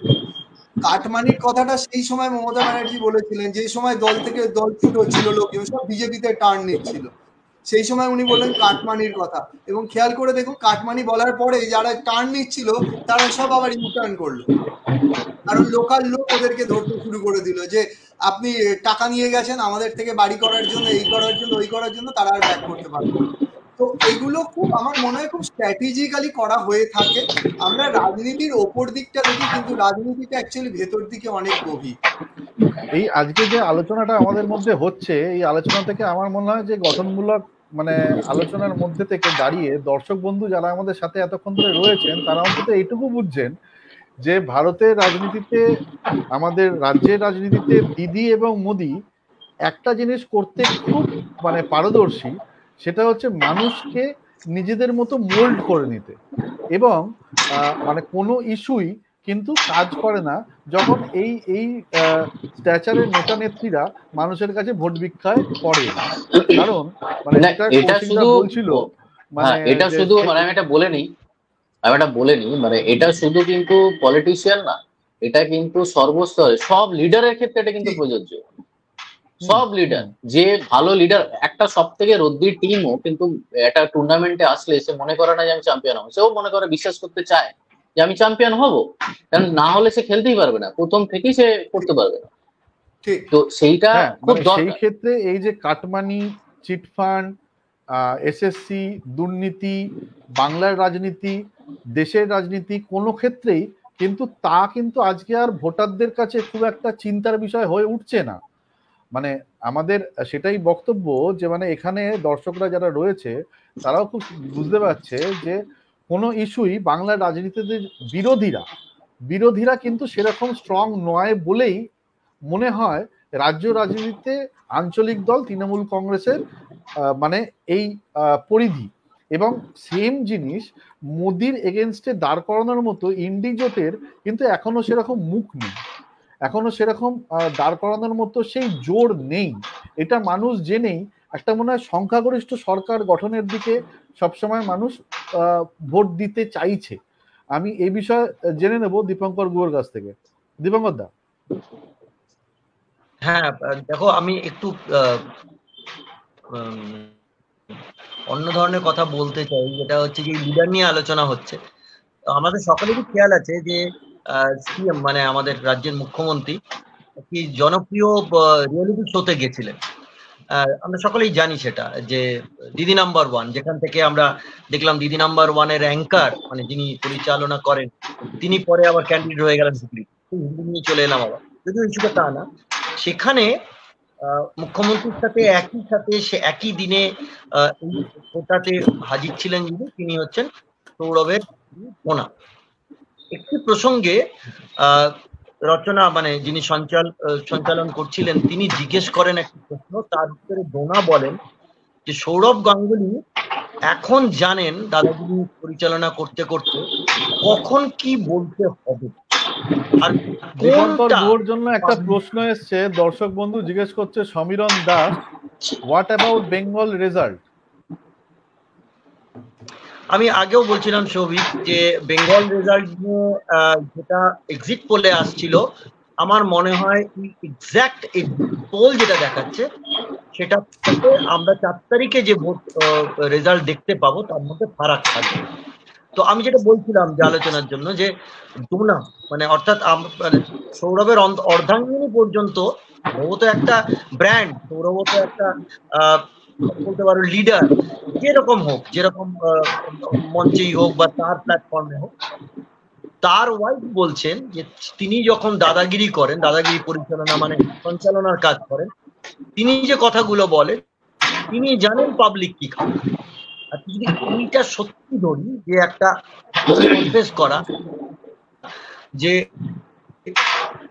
সিএম প্রেজেন্স মানে সিএম সেই অনুষ্ঠানে আছেন, পার্টিসিপেট করছেন, তার সামনে সৌরভের নায়কের ইমেজ সম্পর্কে ইনপুট রাখা তার ওয়াইফ, তো একটা জিনিস খুব পরিষ্কার, এই লেভেলের যারা হুজু তারা কিন্তু তাদের নিজের ব্র্যান্ড, যেটা আমাদের ক্ষেত্রে শ্রমিকবাবু বলছিলেন বা টু সাম এক্সটেন্ট তাকে তার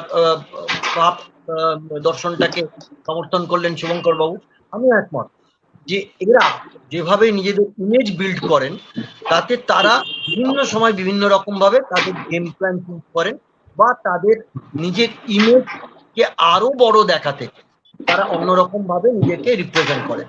আমরা মোদী যদি সেভাবে দেখি মোদীর দিকে, তাহলে আমরা দেখবো এই যে 45 ঘন্টার হঠাৎ করে তিনি চলে গেলেন একটা মানে অদ্ভুত একটা জায়গা বেছে নিলেন সাউথ, যে সাউথে খুব একটা কিছু হবে বলে আশা করা যাচ্ছে না। তিনি চলে গেলেন বিবেকানন্দর এমন একটা জায়গায় যেখানে বিবেকানন্দ এরকম ভাবে ধ্যান করতেন। এবং খুব গুরুত্বপূর্ণ সেটা কিন্তু ভোট প্রচারের দিন নির্ঘণ্ট যখন বন্ধ হয়ে যায়, মানে ভোট প্রচার যখন বন্ধ হয়ে যায় তারপরে এটাও কিন্তু খুব গুরুত্বপূর্ণ।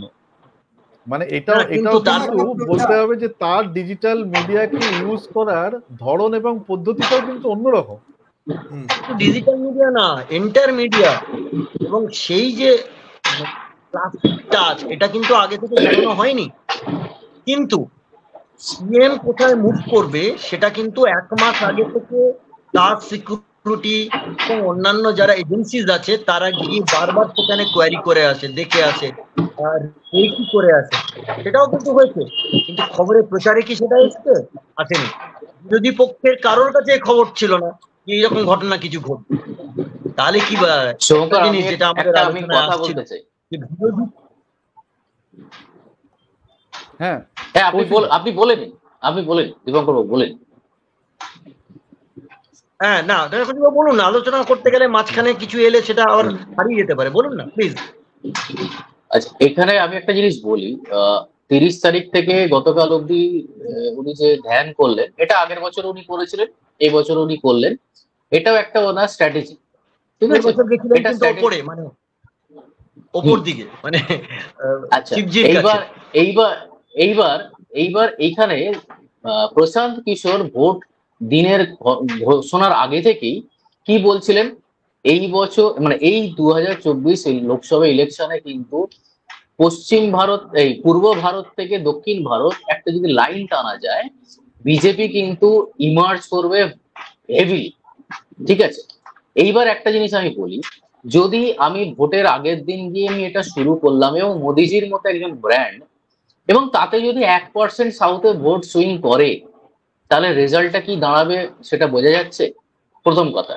সেকেন্ড হচ্ছে যে, যখন আমি দেখছি আমার দেশের প্রধানমন্ত্রী ব্র্যান্ড মোদি এই রকম অ্যাক্টিভিটি করে যাচ্ছেন এই বয়সে, সেখানে রাহুল গান্ধী অপোজিশন লিডার, তিনি শেষ মুহূর্ত অব্দি ডিসিশন নিতে পারছেন না কোথা থেকে তিনি দাঁড়াবেন, তাহলে এরপরও কি মানুষকে বলে দিতে হবে কে দেশকে শাসন করবে? এটা আমি ছুঁড়ে রাখলাম সবার কাছে প্রশ্নটা। এটা যদি যুক্তি দিয়ে কেউ আমাকে বোঝাতে পারে, আমি খুব হ্যাপি হব। আমি আমি আমি আমি একটু চেষ্টা করি। সেটা হচ্ছে, আপনি যেটা বলছেন যে রাহুল গান্ধী ঠিক করে উঠতে পারলেন না তিনি কোথায় দাঁড়াবেন। আপনি যদি খেয়াল করে দেখেন যে রাহুল গান্ধী কিন্তু দুটো জায়গা থেকে লড়লেন, যেটা তিনি আগে কেরালায় লড়েছিলেন সেখানেও গেলেন, আর মা যে জায়গাটা ছেড়ে দিয়ে গেলেন সেখানে গেলেন।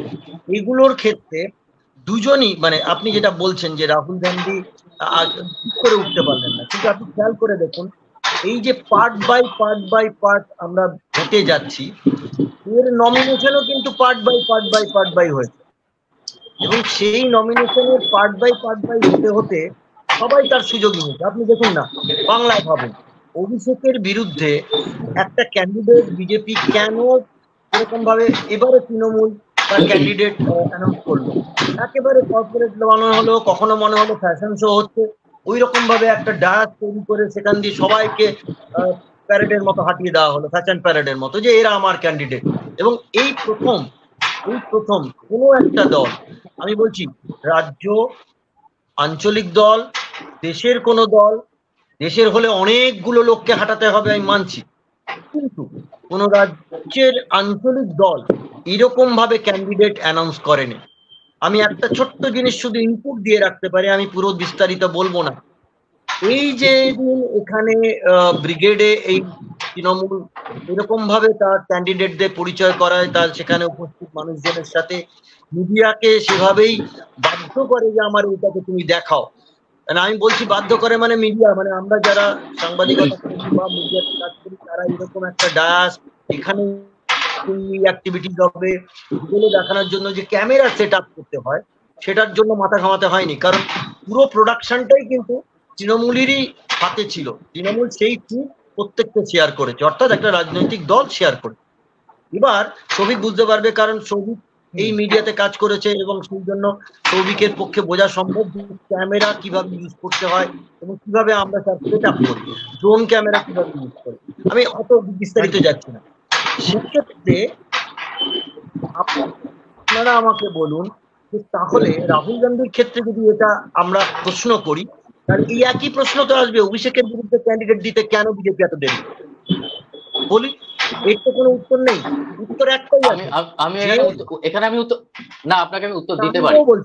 আমিও বলছি আমি দু একটা ইনপুট আপনাকে দিই, বা দর্শকরা যারা শুনছেন শুনুন, যে অভিষেকের বিরুদ্ধে কাকে ক্যান্ডিডেট করা হবে এই নিয়ে রাজ্য বিজেপি থেকে এমন মানুষজনের সাথে যোগাযোগ করা হয়েছিল,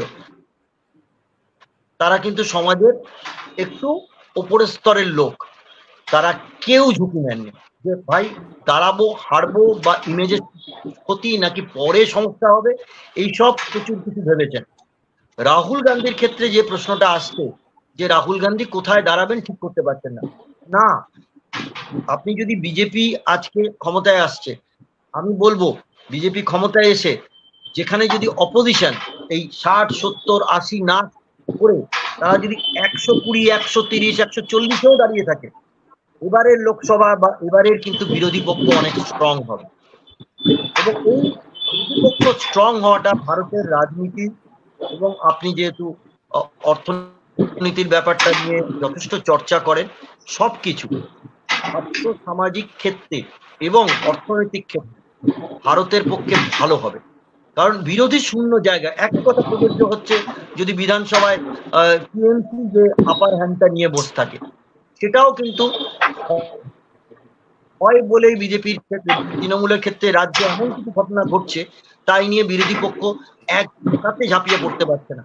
আজকে যদি আমরা ভাবি আজকে এখানকার ভোটে এবারে বামফ্রন্টের একটা হাওয়া ছিল, লোকসভা ভেবেও বলছি বামফ্রন্টের হাওয়া ছিল।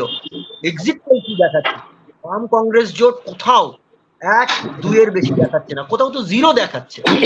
তাহলে আমাকে ধরে নিতে হবে যে অধীর বাবু হারছেন, বিরোধী যেখানটা দেখাচ্ছেন, তাহলে আমার ধরে নিতে হবে মোহাম্মদ সেলিম তিনিও হারছেন।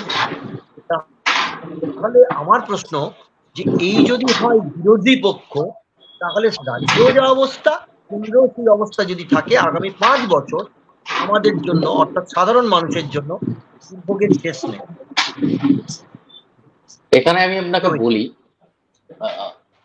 বিরোধী হতে গেলেও আপনাকে কিছুটা ক্রেডিবল হতে হবে, না হলে আপনি অপ্রাসঙ্গিক হয়ে যাবেন প্রথম। সেকেন্ড হচ্ছে যে রাহুল গান্ধীর সাথে আপনি যদি ডায়মন্ড হারবারে অভিষেকের এগেনস্টে বিজেপি কি প্রার্থী দিল সেটা কম্পারিজন করেন, আমার মনে হয় সেটা এক হলো না। কারণ আমরা যদি একটু পিছন দিকে ফিরে যাই, 2011 সাল, সৌভিক ভালো জানে, বুদ্ধদেব বাবু দাঁড়িয়েছিলেন যাদবপুর থেকে, যেখানে তিনি দাঁড়াতেন। সেখানে কে দিয়েছিল তৃণমূল, কাকে দাঁড় করেছিল? মিস্টার মনীশ গুপ্তা। তিনি কে ছিলেন? আমলা। বুদ্ধদেব ভট্টাচার্য হেরে যান। আপনার যুক্তিতেই আমি যদি ধরি, তাহলে কি তৃণমূলের আর কেউ ছিল না ওখানে দাঁড়ানোর? কেন মনীশ গুপ্তাকে উনি দিলেন? মমতা ব্যানার্জি কেন দাঁড়ালেন না? এটাও তো আমরা প্রশ্ন করতে পারি। অতএব যখন অ্যান্টি ইনকামবেন্সি বা কোনো মনীশ গুপ্তকে নিয়ে দাঁড় করানো নিয়ে কোনো দ্বিধা ছিল না, মানে যেটা রাহুলের ক্ষেত্রে আপনি বলছেন তিনি ঠিক করতে পারছেন না এখানে দাঁড়াবেন ওখানে দাঁড়াবেন। আমি রাহুল গান্ধীর কথা বলছি না, আমি রাহুল গান্ধীর এখানে কথা এখন বলছি না, আমি বলছি ডায়মন্ড হারবারে অভিষেকের এগেনস্টে দাঁড় করানো। যখনই কোন রকম ঠিক করা ছিল, আমি ওটাই বলছি যে যখন মানুষ ভোট দেয়, মানুষ একটা চেঞ্জ আনে না, তখন এই প্রার্থীগুলো কিন্তু ইমেটেরিয়াল হয়ে যায়। কান্তি গঙ্গোপাধ্যায় হেরে যাবেন আয়লার পর, ওরকম সাপোর্ট দেওয়ার পর দেবশ্রী রায়ের আনকরা একটা মানুষের কাছে কেউ ভাবতে পারেনি। তো এটা সবসময় ব্যতিক্রমী ব্যাপার হয়। কিন্তু আমার কথা হচ্ছে, যিনি প্রধানমন্ত্রী হতে পারেন, বিরোধী দল যদি জেতে, যে মেন লিডার, সে যদি এইরকম করে, তার একটা আমার অপোনেন্ট ক্যাপ্টেনই যদি নার্ভাস আমি দেখি, আমি তো এমনি উপরে উঠে যাব, আমি আপার হ্যান্ড নেব। এটা সব ক্ষেত্রে হবে। আমি এটা নিয়ে একটু ডিফার করব, মানে টু সাম এক্সটেন্ট আমি এটা কৌশিক বাবুর সঙ্গে একটু ডিফার করব। এটা কোনোভাবেই নার্ভাসনেসের বিষয় নয়, বিষয়টা হচ্ছে পুরোটাই স্ট্র্যাটেজি। ওখানে বাইনারের পোলিং হয়ে যাবার পর, এখানে পোলিং অনেক লেটে ছিল, 26 তারিখে ছিল, তো তার জন্য ওই টাইমটা হাতে নেওয়া হয়েছিল, 1 নম্বর। 2 নম্বর, ওরা ওয়েট করছিল। আপনার রাহুল গান্ধীর সঙ্গে সঙ্গে কিন্তু বিজেপিও অ্যানাউন্সমেন্ট সেই সময় করেছে, আশপাশের সময়, কারণ ওরাও বুঝেছিল যে রায়বেরেলি আর আমেঠি এই দুটোতেই খুব কন্টেস্ট হবে এবং খুব বুঝে শুনে প্রার্থী দিতে হবে। আমেঠিতে তো এক্সিস্টিং প্রার্থী রয়েছে, আর রায়বেরেলির জন্য ওরা ওয়েট করছিল, ওরা জানে যে খুব স্ট্রং কন্টেস্টেন্ট আসবে এটার জন্য। তো এটা একদমই ডিলে নয় বা নার্ভাসনেস নয়, আমার মনে হয়েছে এটা একটা এত বড় দল, তো তাদের কাছে একটা স্ট্র্যাটেজিক্যাল পোরশন দেখে দিয়েছিল যে যত ডিলে করব অপোনেন্টের কাছে, এটা তত বেশি চ্যালেঞ্জ হবে ওদেরকে ওর উপযুক্ত ক্যান্ডিডেট খুঁজে বার করার জন্য। এটা আমার মনে হয়েছে, এটার মধ্যে কোনো নার্ভাসনেস নেই। এতগুলো ক্যান্ডিডেট অ্যানাউন্স করলো, ওখানে কেন গ্যাপ রেখেছিল? হ্যাঁ দীপঙ্কর দা, আমার আমার আমার একটা বক্তব্য শুরু রয়েছে, সেটা হচ্ছে যে যেটা কৌশিক বাবু বলছেন যে অপোজিশন, মানে আমি ধরে নিচ্ছি যে এই যে বিরোধী পক্ষ বলে এনডিএর বিরোধী পক্ষ হিসেবে ইন্ডিয়াকে যেটা ভাবা হচ্ছে, তো তার জন্য যে প্রধানমন্ত্রী ক্যান্ডিডেট সেটা কিন্তু কোনো দলই বলেনি যে রাহুল গান্ধী হবে। লাস্ট যেদিন আমরা লাস্ট ভোটিং এ যাচ্ছি অর্থাৎ 1 তারিখ, তার আগে রাহুল গান্ধী হওয়া উচিত বলে দাবি করেছেন না কংগ্রেসের অন্যতম একজন মাথা খার্গে। কিন্তু কোথাও কিন্তু সকলে মিলে বলেনি, জয়রাম রমেশ বলতেনি তো, তিনি তো কংগ্রেসের লোক। আপনি একটা জিনিস, হ্যাঁ বলুন, আমি আপনার সাথে একমত, কিন্তু যেটা প্রথম মিটিং থেকে পরের মিটিং অবধিও ঠিক হয়েছিল যে যে দল এই জোটের মধ্যে থেকে সবচেয়ে বেশি সিট নিয়ে আসবে সেই দলের যাকে মনোনীত করা হবে তাকে বাদবাকি যারা গঠবন্ধন বা জোটে রয়েছে তারা মেনে নেবে। আমি ধরে নিচ্ছি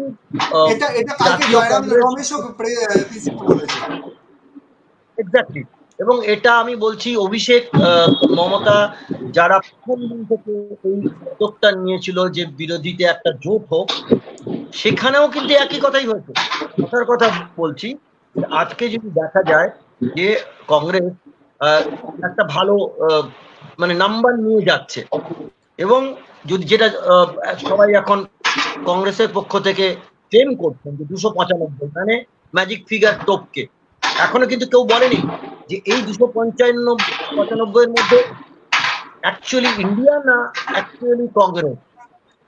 তারা বলছে আমরা, অর্থাৎ ওই যে জোট তারা 295, অর্থাৎ ম্যাজিক ফিগারটা তাদের কাছে আছে। তর্কের খাতিরে ধরে নিই যে তারা যেটা বলছেন তারা হচ্ছে এই জোট মানে ইন্ডিয়া জোট। তো ইন্ডিয়া জোট যদি 295 হয়, কংগ্রেস নিশ্চয়ই 295টা পাচ্ছে। আজকে যদি তর্কের খাতিরেও ধরে নিই যে পশ্চিমবাংলা থেকে মমতা তৃণমূল কম করে 22, 24, 26টা দিয়ে দিল, তাহলে ওই 95 থেকে পিছন দিকে আসুন, 20টা থেকে নেমে আসুন, তাহলে 75-এ গিয়ে দাঁড়ালেন। 75 থেকে যদি আরো 2-3টে নামুন, তাহলে তো আপনি ম্যাজিক ফিগারে নেই। এরকম সাউথ থেকে যারা আসছে তারাও দেবে। তো অর্থাৎ রাহুল গান্ধী যে আমার প্রধানমন্ত্রীর মুখ, এটা তো নয়। কে বলতে পারে যে আজকে অরবিন্দ কেজরিওয়াল বলছেন যে তিনি ক্যান্ডিডেট হওয়ার জন্য দাবিদার নন, কিন্তু যদি জোট চায়, লাস্ট মিটিংও দেখুন অরবিন্দ কেজরিওয়াল কিন্তু জেলে যাওয়ার আগেও কিন্তু ওই মিটিং এ গেছে, এবং আমি লক্ষ্য করে দেখলাম যে রাহুল গান্ধী ঠিক অপোজিটেই বসে আছে, যেখানে তার আপত্তি দিল্লিতে তিনি রাহুল গান্ধীর সাথে সমঝোতা চান না, অথচ যখন কংগ্রেসের সাথে লোকসভা ইস্যু আসছে তখন সমঝোতা করছেন, পাঞ্জাবে গিয়ে তখন আলাদা হয়ে যাচ্ছে। তো আমার বক্তব্য খুব ক্লিয়ার, যেটা আমরা ভাবছি রাহুল গান্ধী প্রধানমন্ত্রী না, আমাদের রিজিওনাল পার্টি এখন এত স্ট্রং বিভিন্ন রাজ্যে, সেটা বিজেপির ক্ষেত্রেও বিজেপি ফিল করে, তারাও যদি তাদের এনডিএ বানাতে চায়, যদি এক্সিট পোলকে আমরা সরিয়ে রেখে ভাবি যে এরকম যদি ঘটে সত্যি 220, 225, 226 শুধু বিজেপি টানলো, তখন তো কারোর হাত ধরতে হবে বা ঘোড়া কেনা বেচা করতে হবে। তো তখন সেক্ষেত্রে আলটিমেটলি মোদি ব্র্যান্ড, মোদি মানে ওই দিকের পক্ষে প্রধানমন্ত্রী, কোনো সন্দেহ নেই।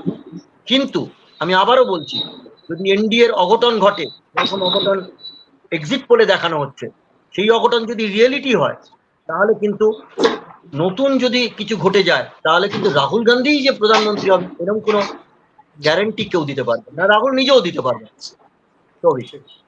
একদম একদম একদম একদম আমরা প্রোগ্রামের শেষের দিকে জাস্ট 30 থেকে 40 সেকেন্ডের মধ্যে আপনাদের বক্তব্য আমরা চাই। প্রথমে শুভঙ্কর ব্যানার্জি।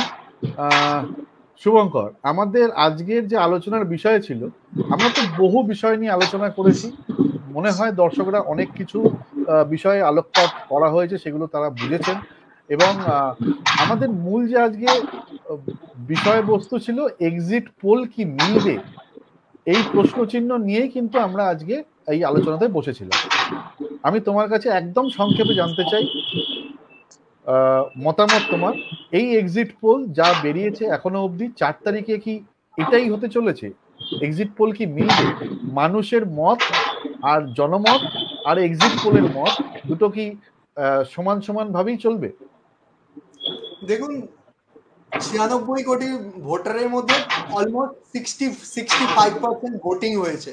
তার মানে আপনি যদি প্রায় 50 থেকে 60 কোটি ভোট হয়েছে এটা ধরে নেন, এই 60 কোটি লোকের মধ্যে 1 কোটির ডেটা নিয়ে আপনি যদি সার্ভে করেন, সেই সার্ভে কতটা অথেন্টিসিটি আছে সেটা নিয়ে যথেষ্ট প্রশ্ন রয়ে যাচ্ছে।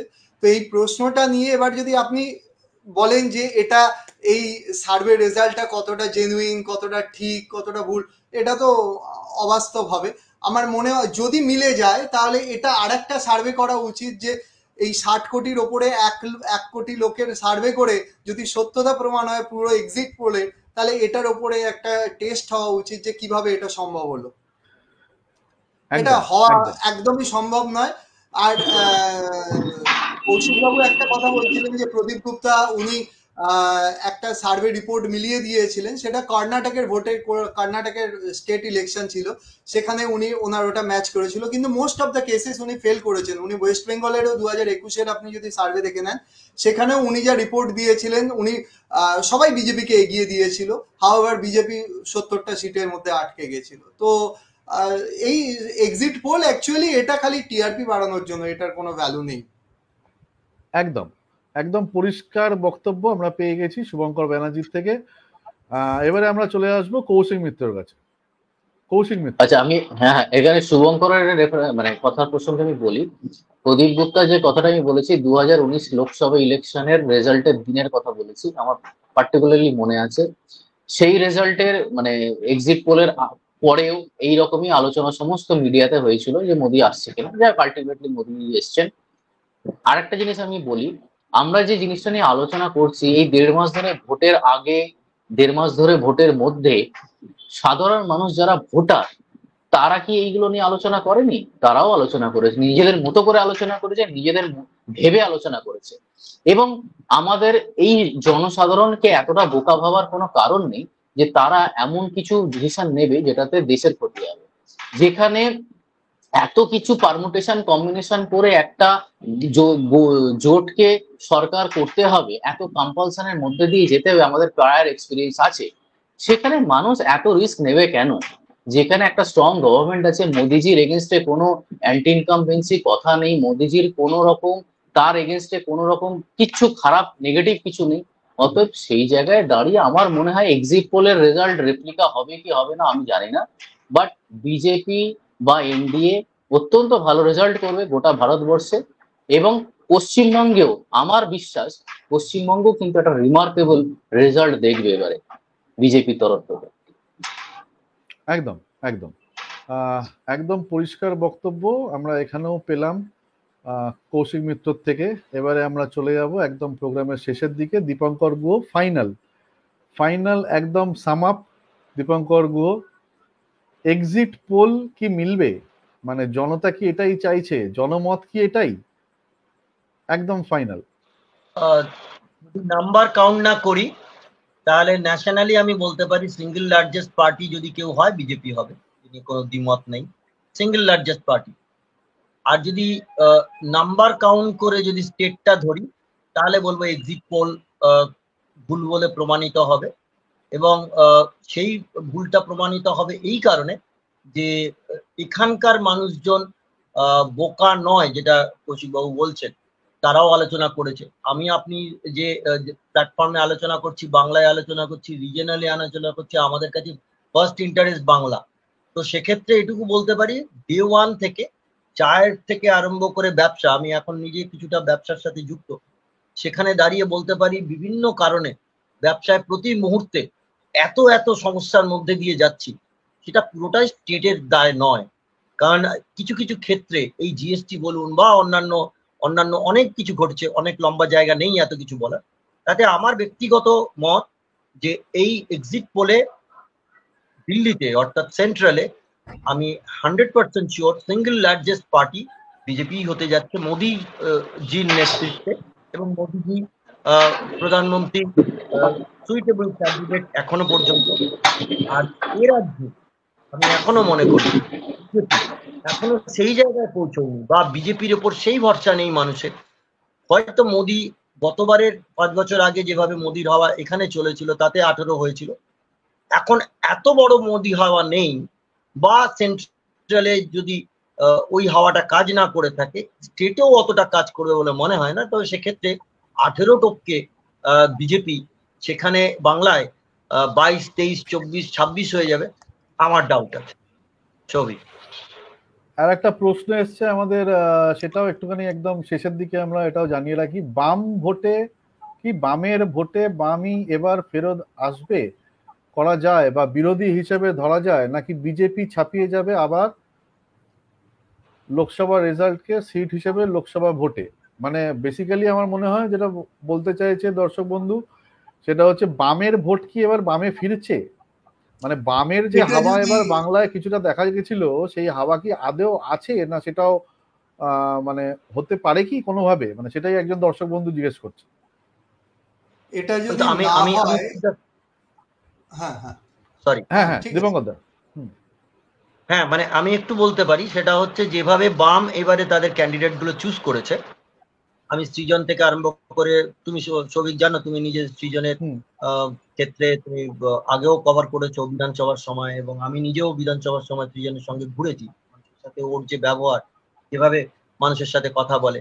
এছাড়া এই যে ইয়ং জেনারেশনের যে লিডার, যাদেরকে বাম এবারে প্রমোট করেছে ফর মানে দিল্লি, একদম আমি বলছি এসএফআই দিল্লি ডিওয়াইএফআই থেকে তুলে এনে এই যে দীপশিতা ধর থেকে শুরু করে সায়ন ব্যানার্জি, হ্যাঁ, প্রতিকুর রহমান, আপনার সবাই, সৃজন মানে ভট্টাচার্য, এখানে সবাই, মানে এই ইয়াং ব্রিগেড। এই যে পুরনো মুখ, এই যে পুরনো মুখ, বুড়ো মুখ, আর নয় কেন নতুন নয়, ফ্রেশ ব্লাড কোথায়, এবারে কিন্তু বাম সেটা করেছে।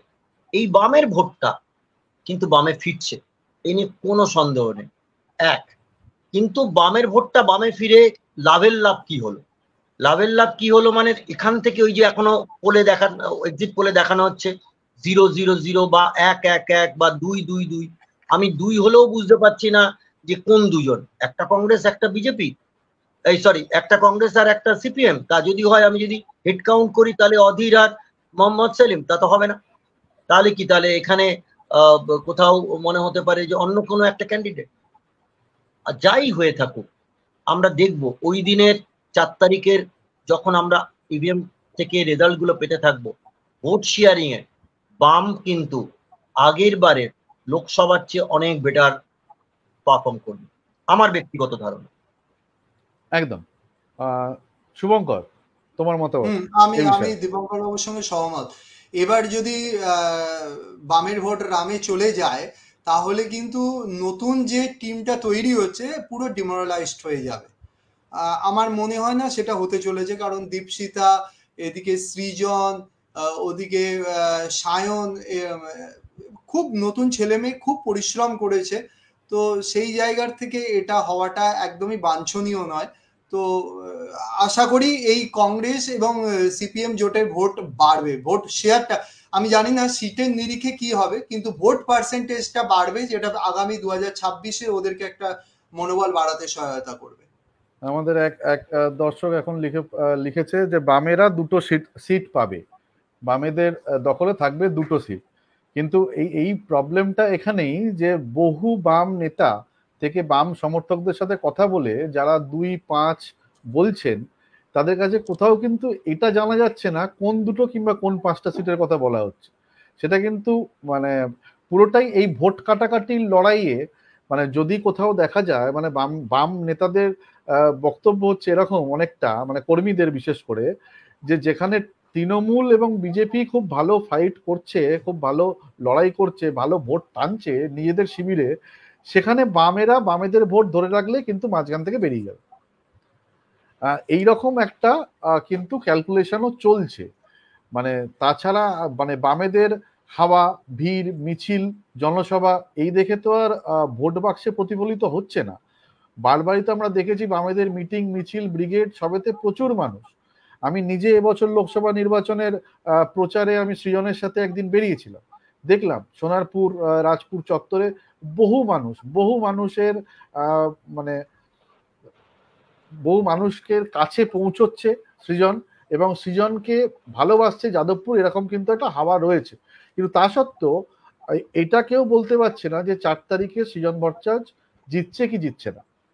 তো সেই অর্থে বামেদের রাজনীতির এই মুহূর্তে যে জিনিসগুলো, সেটা হচ্ছে বিরোধী হিসাবে বামেরা কিন্তু এখনো নিজেদেরকে সেই স্ট্রং জায়গাটা, মানুষের কাছে গ্রহণযোগ্যতাটা আনতে পারেনি। মানুষ কিন্তু এখনো মানে বাংলার রাজনীতিতে এখন লড়াইটা কিন্তু সায়ানে সায়ানে হচ্ছে, মানে ব্যাপারটা মোটামুটি তৃণমূল আর বিজেপির মধ্যেই সীমাবদ্ধ। তো আমরা মোটামুটি একদম শেষ লগ্নে পৌঁছে গেছি। আজকে অনেকক্ষণ আলোচনা হলো। তো যারা আমাদের সাথে ছিলেন প্রত্যেককেই অসংখ্য ধন্যবাদ। প্রায় 1.5 ঘন্টা আমরা আলোচনা করলাম, এবং আশা করি দর্শকদের নতুন কিছু তথ্য দিতে পারলাম, জানাতে পারলাম, এবং আমাদের সবাইকার মতামতই আমরা পেয়ে গেলাম। মোটামুটি এক্সিট পোল মিলবে কি মিলবে না সে বিষয়ে মানে পক্ষে এক্সিট পোল মিলবে, এই টাইপেরই রেজাল্ট যাবে বলে জানিয়েছেন ফিনান্সিয়াল অ্যাডভাইজার কৌশিক মিত্র। আর এক্সিট পোল যেরকম ভাবে দেখাচ্ছে অতটা হবে না, কিংবা ওরকম জায়গায় যাবে না বলে জানাচ্ছে দীপঙ্কর গুহ এবং শুভঙ্কর ব্যানার্জি। তো আমাদের অপেক্ষা আর কিছুক্ষণের, কিছু ঘন্টার। তারপরে 4 তারিখে আবার আমরা সবাই মিলে আলোচনায় বসবো কি হলো সে বিষয় নিয়ে। প্রত্যেককে সত্যম নিউজের তরফ থেকে আমি সৌভিক, সবাইকে অসংখ্য ধন্যবাদ। ধন্যবাদ। শুভরাত্রি।